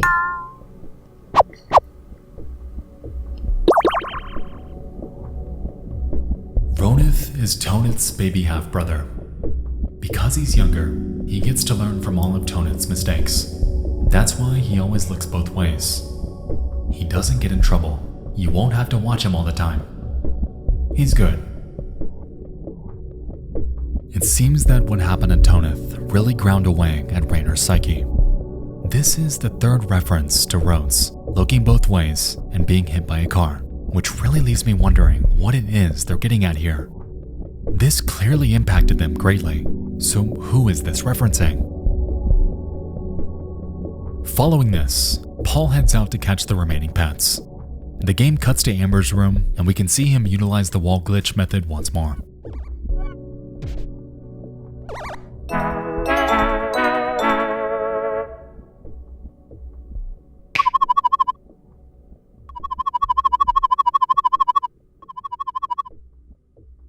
Congratulations, you caught every pet and even care, aside from Tonith, who isn't here yet.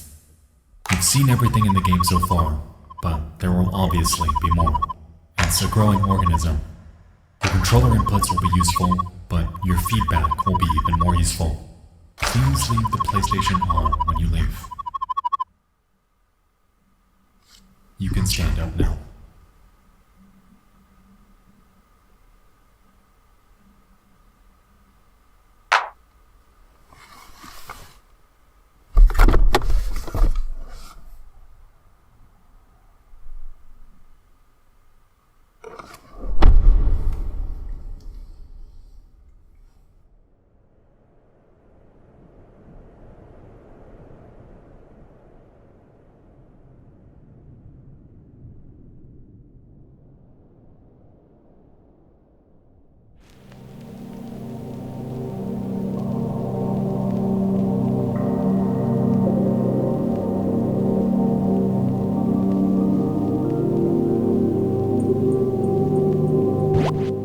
This windmill vanished off the face of the earth. Here's a similar puzzle. There are two pictures of a door. In the first picture, the door is closed. In the second picture, taken later, the door is open. Nobody opened the door. The door did not open itself. The door, in fact, did not open at all. What happened?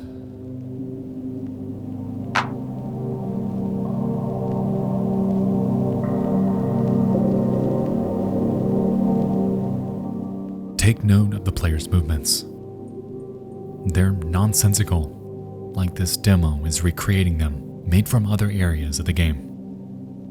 Thinking back, we've seen this idea before, and keeping in mind the riddle we just read, it unlocks an entirely new method of thought regarding how Petscop can be played. After about a minute of moving around the beds, the game cuts to black, signaling another time jump. And immediately after, Paul's gameplay begins, where he discusses these ideas in further detail. Suddenly inspired by an idea that is, in a way, similar to the idea that brought me to this house. Because that idea involved pretending something was there that wasn't there. And this idea involves pretending that this door, right here, this one, is open rather than closed. You can see that it's closed. But what I'm going to do, and what I invite you to do as well, is I'm going to picture in my head that this door is actually open right now. And if I were to pass through this doorway, what would happen? Would I bump into a door? No, because the door is open, right? I would just keep going into the room that's there. And I happen to know I'm going to walk into the room right now. I'm in the room. I happen to know what this room looks like because I saw it in a demo recording just today. And you can see it too. I assume it will be up on the family YouTube along with this video that I'm recording right now. You can see what the room looks like in that recording. On the right side, there's a windmill. I don't have it in front of me right now. I should. On the right side, there's a windmill. On the left side, there is something that Marvin does not bother to look at, but we will be looking at. The question is, what do I do next? If I were in this room right now, would I Paul exhibits clear knowledge of the various game states. As we know, the version he's playing differs from what's shown in the demo, and after watching what he referred to as Marvin's gameplay, he believes he can emulate it by counting his steps and assuming that unpassable obstacles aren't there. Given that the resulting demo recording has been overlaid onto Paul's raw footage, it solidifies his intuition as we can observe what would happen if he were in that world. Now, with that said, I do find it interesting that Paul referenced this channel as the family YouTube, as it all but cements the fact that they're aware of identities tied to the characters of the game. Where Paul fits in the family tree is presently ambiguous, and so too are the reasons for why he's forced to play it in the first place. What exactly are they looking to gain here? Moving on, Paul continues manipulating the game and makes his way to the dresser on the left side of the room. Upon analyzing it, we see a grid of 15 CDs in various states of rotation. Unaware of what he's interacting with, though, Paul assumes it's a dialog box with a ton of text and begins spamming buttons to get through it. That is probably cryptic, and we don't really care too much about, so we're going to press X a bunch of times to get through all the text, but we can look at it later. And there could be a lot of it, so could be like a book in there, a lot of stuff I don't care about, a lot of it. Or it's not a text box, and it could be literally anything else in the world that happens when you press X. Hey, Cal, what are you doing? Stupid. No. Yeah.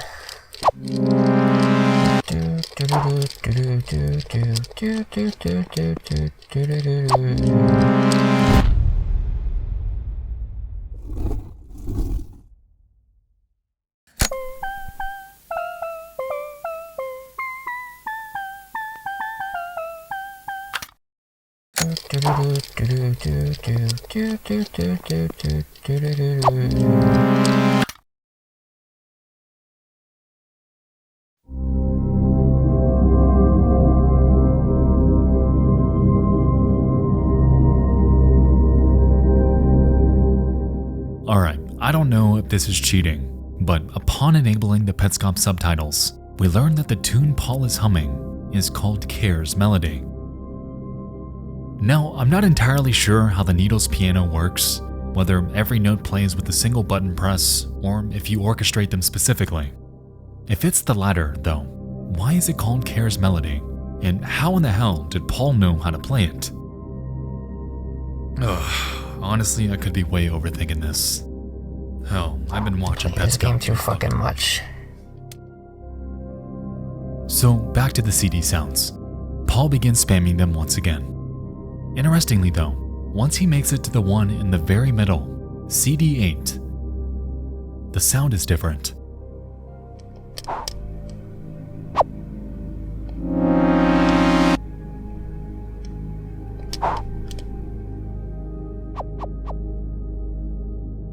This is the only one facing the opposite direction.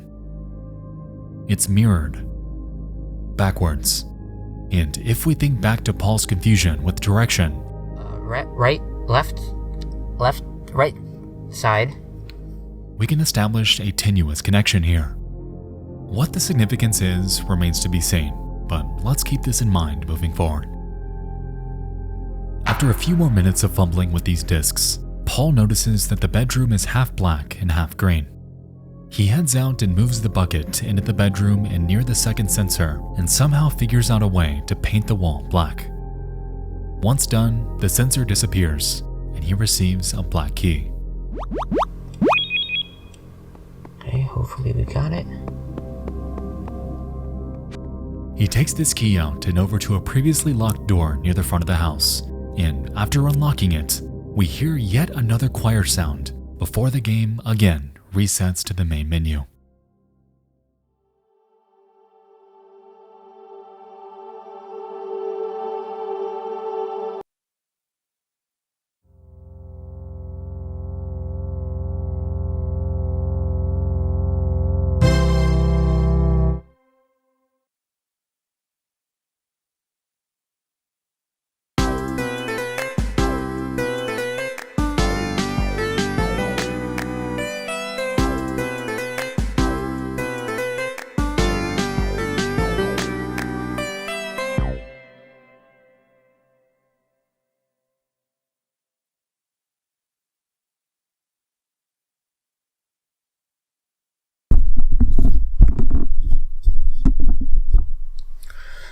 Here I am.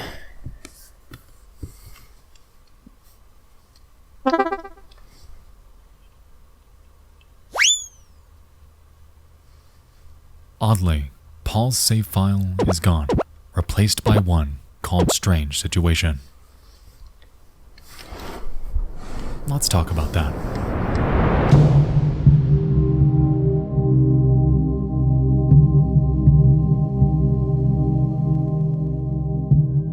In real life, the term strange situation carries a connection to parent-child relationships. In the 1970s, a psychologist named Mary Ainsworth devised a procedure to observe and measure the amount of attachment exhibited by infants towards their mothers. To achieve this, families would voluntarily undergo testing, which involved 8 sessions lasting 3 minutes each.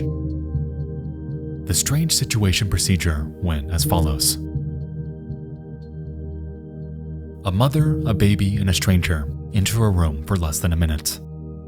Soon after, the stranger leaves for around 30 seconds. Upon returning, the mother leaves. Once she returns, the stranger again leaves. After another 30 seconds, the mother leaves the infant alone. The stranger then returns, followed by the mother, to which the stranger would leave again, bringing the procedure to an end. The goal of the strange situation was to monitor the child for how they'd react to the absence of their mother, and within the presence of a stranger, ultimately categorizing the kids in 3 distinct attachment styles: secure, resistant, and avoidant. Their diagnoses were utilized to find out how a child was brought up in their home life. For instance, an avoidant child is implied to have been unloved and rejected, and considering that kids are a reflection of their caregiver's behavior, I'm sure you can see how it went up the chain.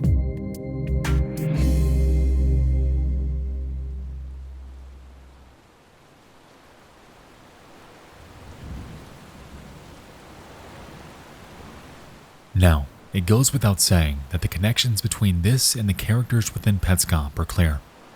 The 3 emotional states Raynor references all throughout this game appear to be an allegory for the strange situation. Care A was secure, positive, and loved. Care B, unloved, rejected, and avoidant. And Care NLM, resistant, confused, and angry.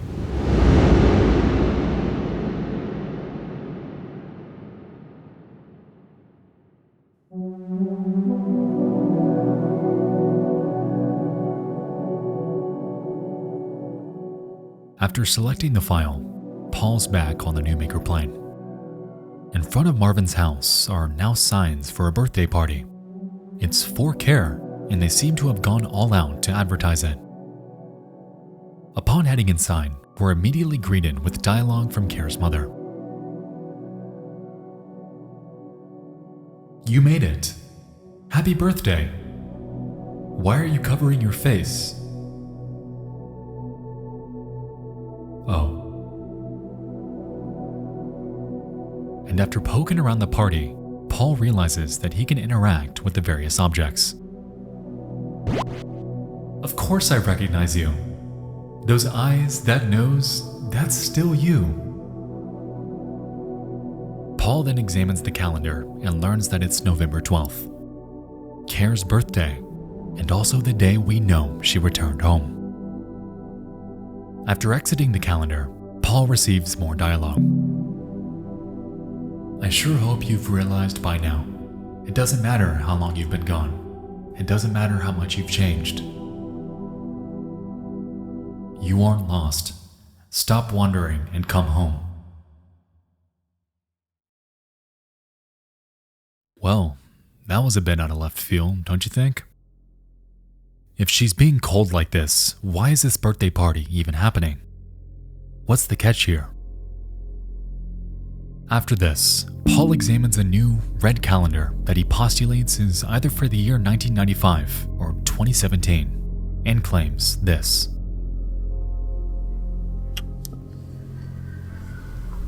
Getting that bad feeling again. Once again, the game seems to be speaking to Paul. It knows how to unnerve him. However, the question remains as to why the reference to 2017 would spark this. We know that the Petscop channel was launched that year, so is there a correlation? Paul continues into the bedroom, thumping into a wall that isn't there, and when inside, Care's mother claims, Care, are you okay? You ran straight into the door. Did you think it was open? Oh, poor baby.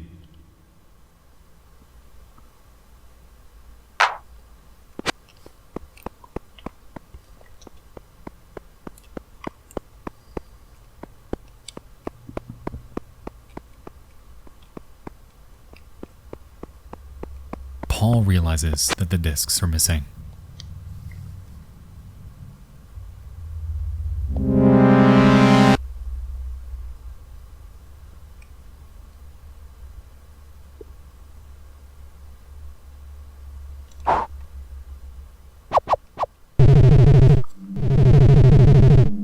Where's the disc? Where are the discovery pages? What are you talking about? What disc? Discovery pages? Jill, stop fucking ignoring me. Get in here and show me where that disc is. Jill. No, Care, this is Mommy. This is your mommy. Sweetie, I'm right here in front of you. There's no one else here. What are you looking at? What's over there? Care, can't you hear me? Can't you see me waving? Snap out of it. Care, where are you going?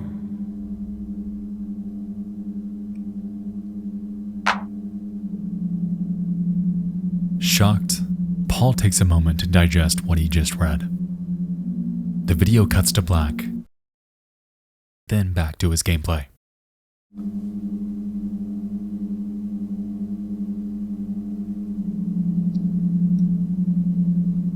I think that was based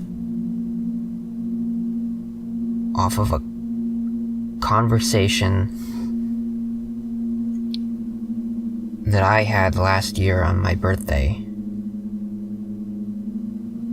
If it wasn't just a coincidence, then that means I'm getting pranked, but I don't know how that magic trick works exactly.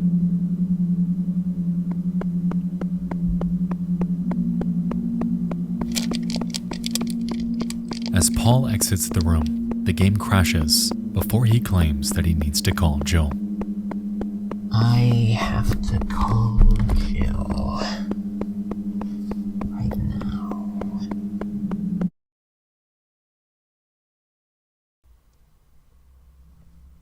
I'm feeling very weird.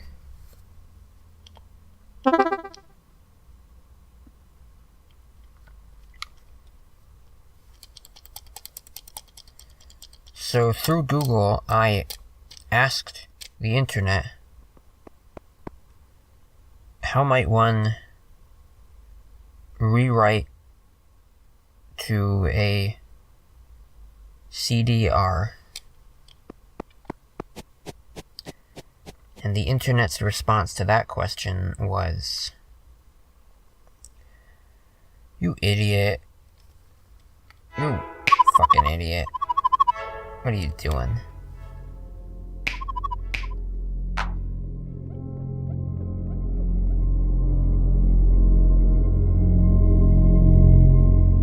Paul then heads into a new room, which we learn to be an empty garage. Within it, though, is an interesting revelation. Paul examines a computer known in-game as a Tarnikop and learns that the discovery pages referenced earlier are in the computer, in-game. From here, he explores the side of it and expresses his confusion. He has no idea what the hell is going on anymore, and it's clear that Petscop is slowly beginning to wear away at his mental state. This is the website. For some reason, it's in the game on a computer screen.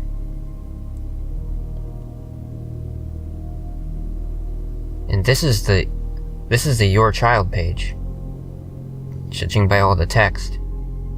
Wish I could read it.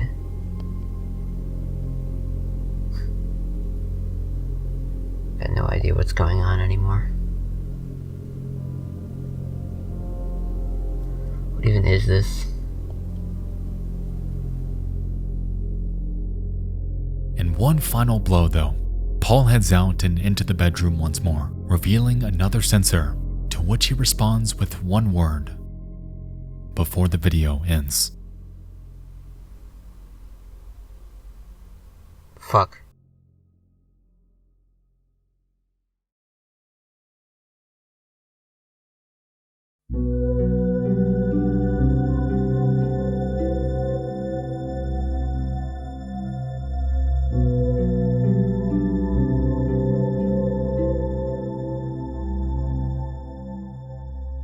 Above all else, the most pivotal revelation in this episode was the conversation between Paul and Jill. Somehow, Petscop appears to have been amended after Paul received the game and started playing. As we can recall, he claimed that the conversation was from his previous birthday, and given that Petscop 14 was uploaded in July of 2018 and the Petscop channel was launched in summer of 2017, the game was either tampered with, replaced, or somehow predicted events that hadn't even happened yet. On top of all of this, though, we find that Paul and Care have some level of intertwining storylines, as during that Jill conversation, Care's mother asks her by name what in the hell she's talking about. So what's this hinting at? Paul is clearly being toyed with. It's referencing personal conversations. It knows about his discovery pages and is displaying this weird mishmash of two wildly different time periods. It's messing with him. And he knows it.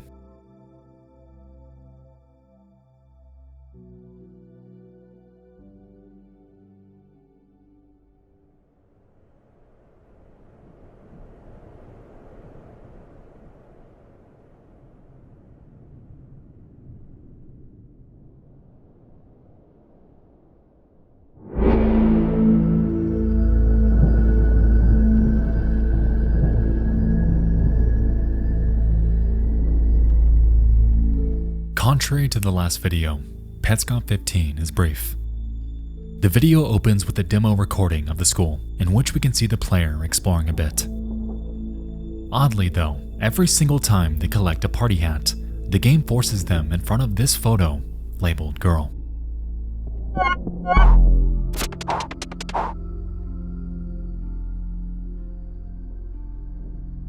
Soon after this, they find a classroom with Marvin and a chalkboard.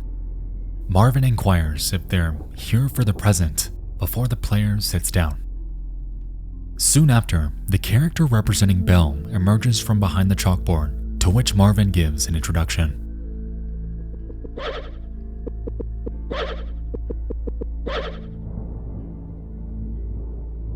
Weirdly though, she retorts, claiming that she's Tiara, which leaves us to wonder if Rainer's earlier hints about that failed rebirthing were perhaps incorrect.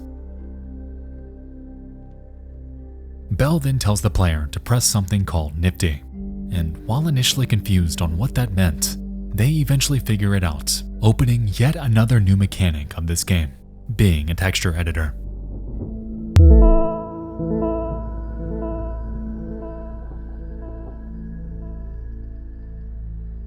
From here, the player draws some scribbles and writes the word hi before the video ends.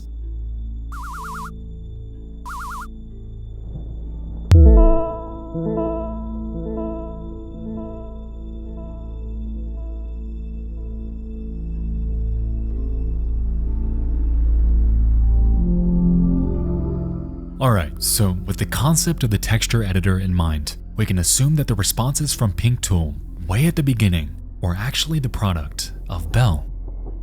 This was her method of communication before we ever knew it was possible. With this in mind though, tons of questions remain as to how in-game players are able to pull off actions like this if there's no aspect of online play available. Sure, we can take these other characters at face value like they're some sort of AI, but what if there's something else going on here? It's like we're stuck in this uncanny middle ground of ambiguity. They aren't human, but they aren't rudimentary PS1 AI either. After all, they can pull off live texture editing, of all things. So how is this possible?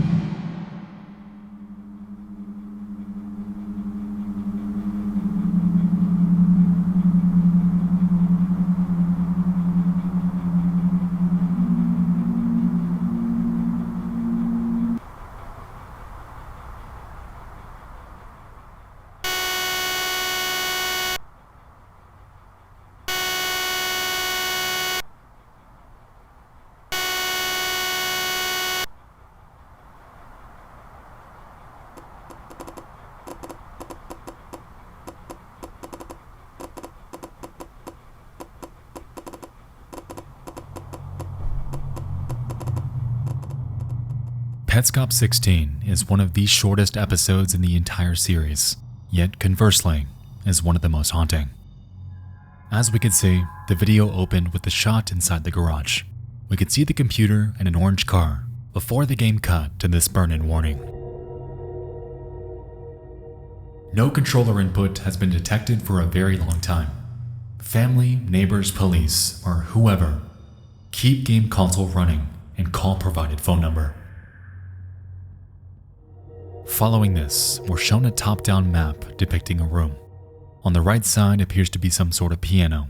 At the top left, a bed. And near the bottom, a TV with the picture of Marvin's living room next to it.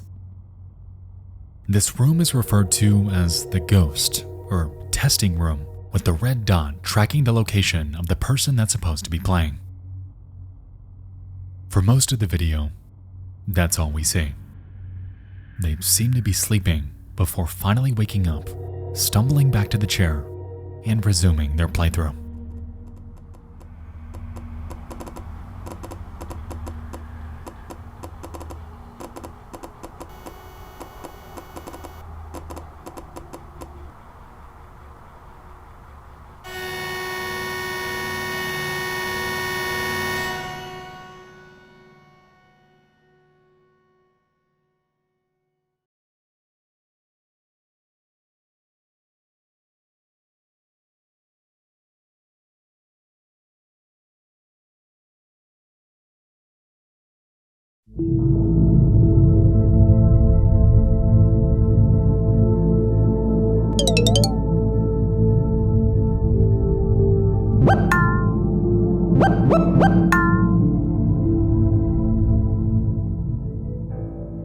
Petscop 17 opens with the player silently exploring the sound test menu.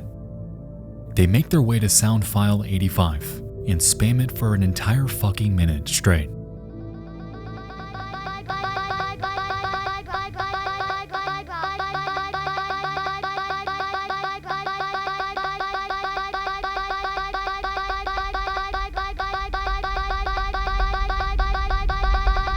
As it turns out, they were onto something because it unlocked a hidden menu. Uh-oh. And so we're introduced to the back end of Petscop. Here we can watch in-game recordings, check out something called Room Impulse, and also dig through the cryptic extra stuff. Here, the player checks out the Room Impulse menu and navigates to the entry titled House. Interestingly, its photo is the exact one shown in the last episode, further establishing that it is, indeed, the interior of Marvin's home. Before they hit play, they pick something called a gen, which I'm assuming is short for generation. They scroll to number 10 and hit play.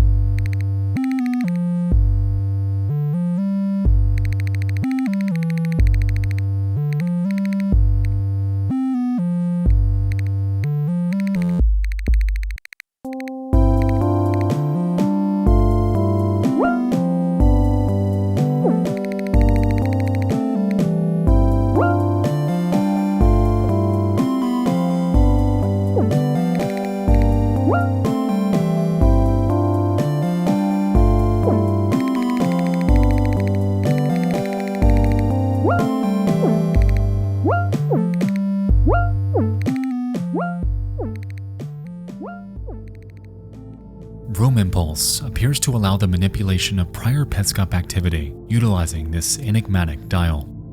At this point, what exactly we're looking at is vague, yet one thing stands clear. Each player's movements are incredibly odd. They're running in circles, running into walls, hiding behind the TV, and are exhibiting highly unnatural behavior considering the room they're currently in. To be honest, it seems like the dial is cycling through not recordings, but waves of player emulation. It's, in a sense, facilitating external analysis of their behavior, giving the analyst an ability to weed out the failures.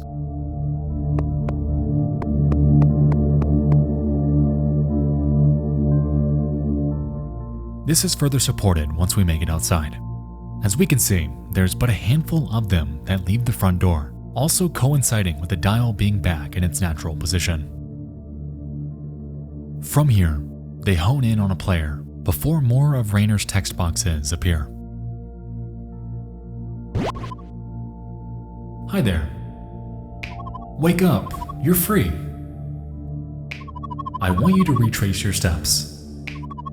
The family, as usual, wants to learn what happened to you between November 10th and 12th of 1997. On November 10th of 1997, you ran away from your daddy's school building, and on the 12th, you arrived at your house. The question is, where were you on November 11th, and what were you doing there? I hope to guide you to a location with a spell, which I will begin now. You are a girl named Carrie Mark, and you were born on November 12th, 1992. You have a mommy named Anna, a daddy named Marvin, an auntie named Joe, an uncle named Thomas, and a cousin named Daniel.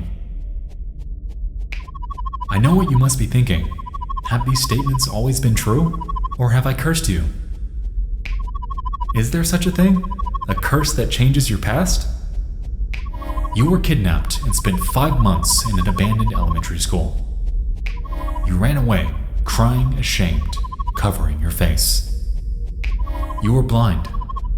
At some point, your movements stopped making sense, bumping into walls and doors, dodging invisible obstacles. When were you led astray on the road?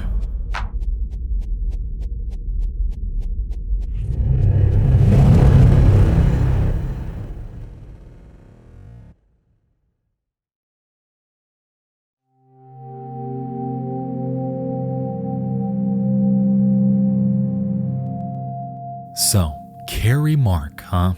The girl referred to as Care, all the way up to this point. On top of this, we've gained even more insight into her immediate family, learning that her mother's name is Anna. Unsurprisingly, Rayner keeps things vague.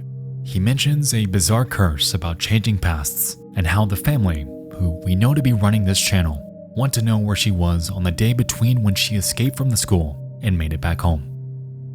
Now, we were just given a ton of names, and while it might seem overwhelming, for now, just remember Carrie, Marvin, and Anna. We'll get to the others later.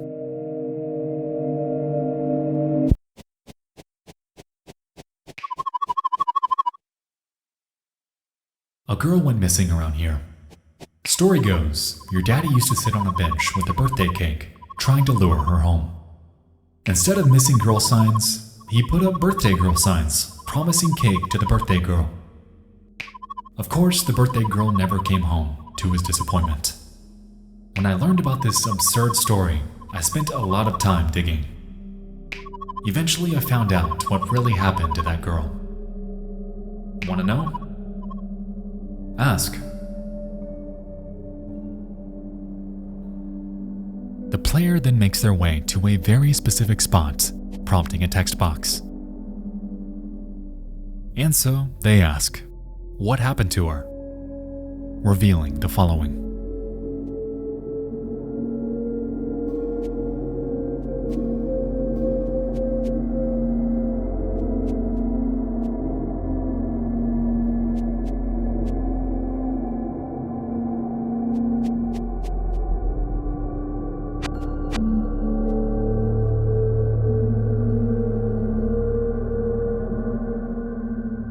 A new grave for a girl named Lena Leskowitz, explaining that they didn't see her. Let's think back.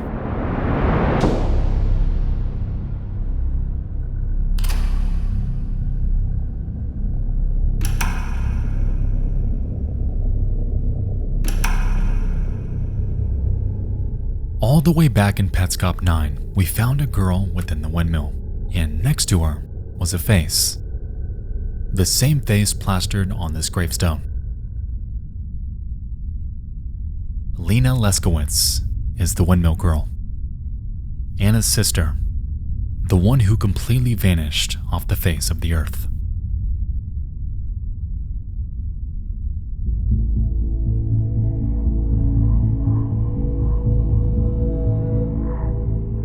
Now, within the dialogue Rainer gave us, it implies that they found her. They know where she was, what happened to her, everything. But at the same time, it contradicts their prior claims when pressing Marvin about what the hell he did. We know Rainer was extremely passionate about cracking the windmill mystery.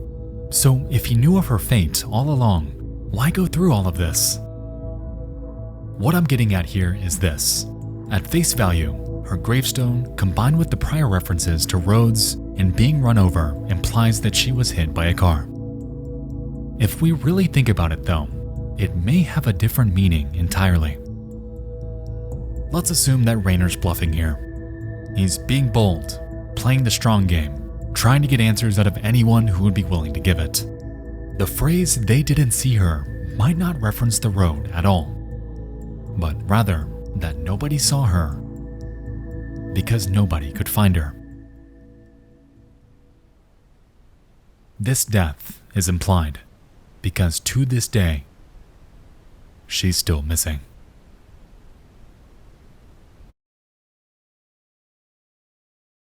After this revelation, the video continues for another minute without much substance. But while that's the case, I'd like to back up and focus on something else.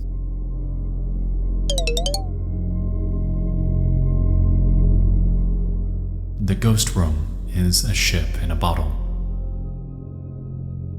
I purposefully glossed right over this because there is so much to say about it. In Petscop 16, we learned of what the ghost room is. It's a place where people are kept, where they're monitored, tracked, and forced to play Petscop for hours, days, maybe even years, all within the confines of its walls. At first, it's easy to take it at face value, assuming that this is a physical location with a real person. However, considering the mention of it being a ship in a bottle, I realized something.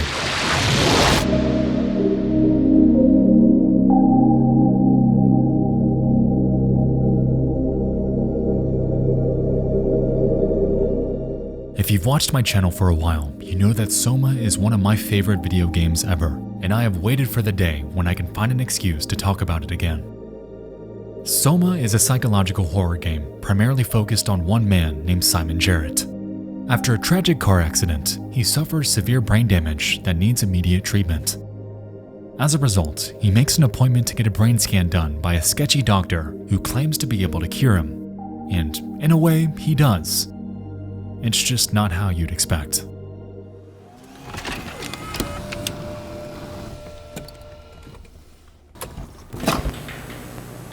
Say cheese.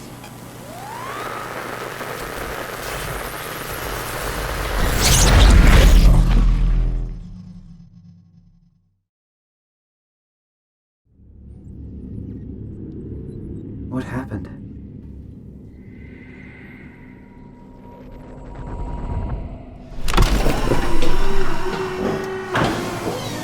Hello?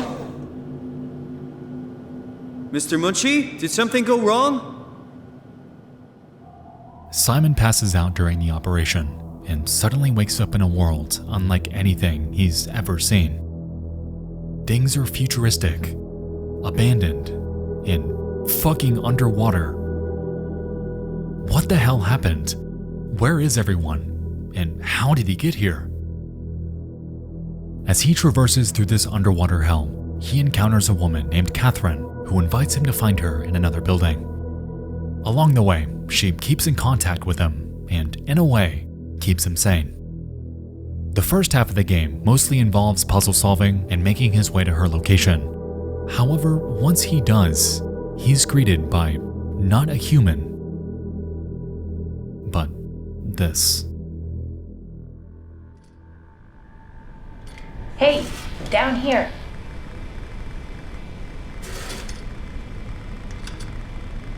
No, not you two. I was really hoping you were human. Don't let the circuitry fool you. I was human once. I can't take it anymore. Everything's fucked. I give up. There's nothing left. Catherine isn't real. And later in the game, it's realized that we aren't either. The central question Soma entertains is that of what it takes to be a human. What does humanity mean to you? Is it the human form? Is it the capability of sentient thought? What are you? Are you blind? It's me, Carl Semke. Wrangler? Any of this sound familiar to you? No, actually. Well, thanks for being so helpful. It's not like I'm knocked out on the floor or anything. I won't spoil the ending in case you'd like to play it, but around the point Simon realizes that he isn't physically human, he learns of the true nature of that brain scan operation he went through. It wasn't for a diagnosis. It was to copy everything about him into a machine.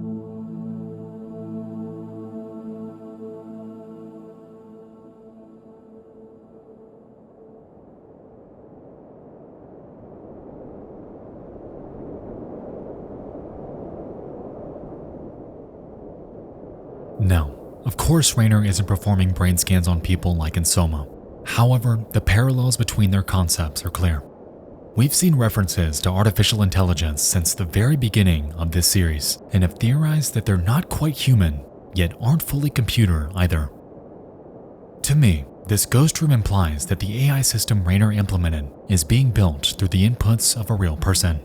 It creates virtual counterparts of those who play it, ultimately trapping them within the confines of the Petscop world. Belle, as we see her in-game, isn't a live player. She's the computerized consciousness of the real one, mirroring her psyche, her thought process, and the way she communicates to drive Petscop further and further towards the feeling of being alive. The ghost rooms are a ship in a bottle, the in-game counterpart to the real world, the place where AI are trapped. Forever.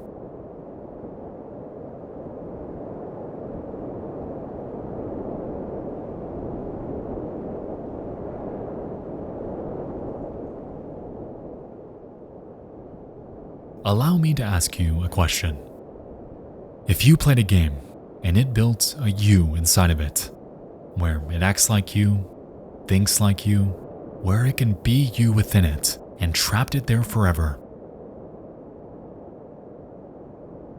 would you feel bad?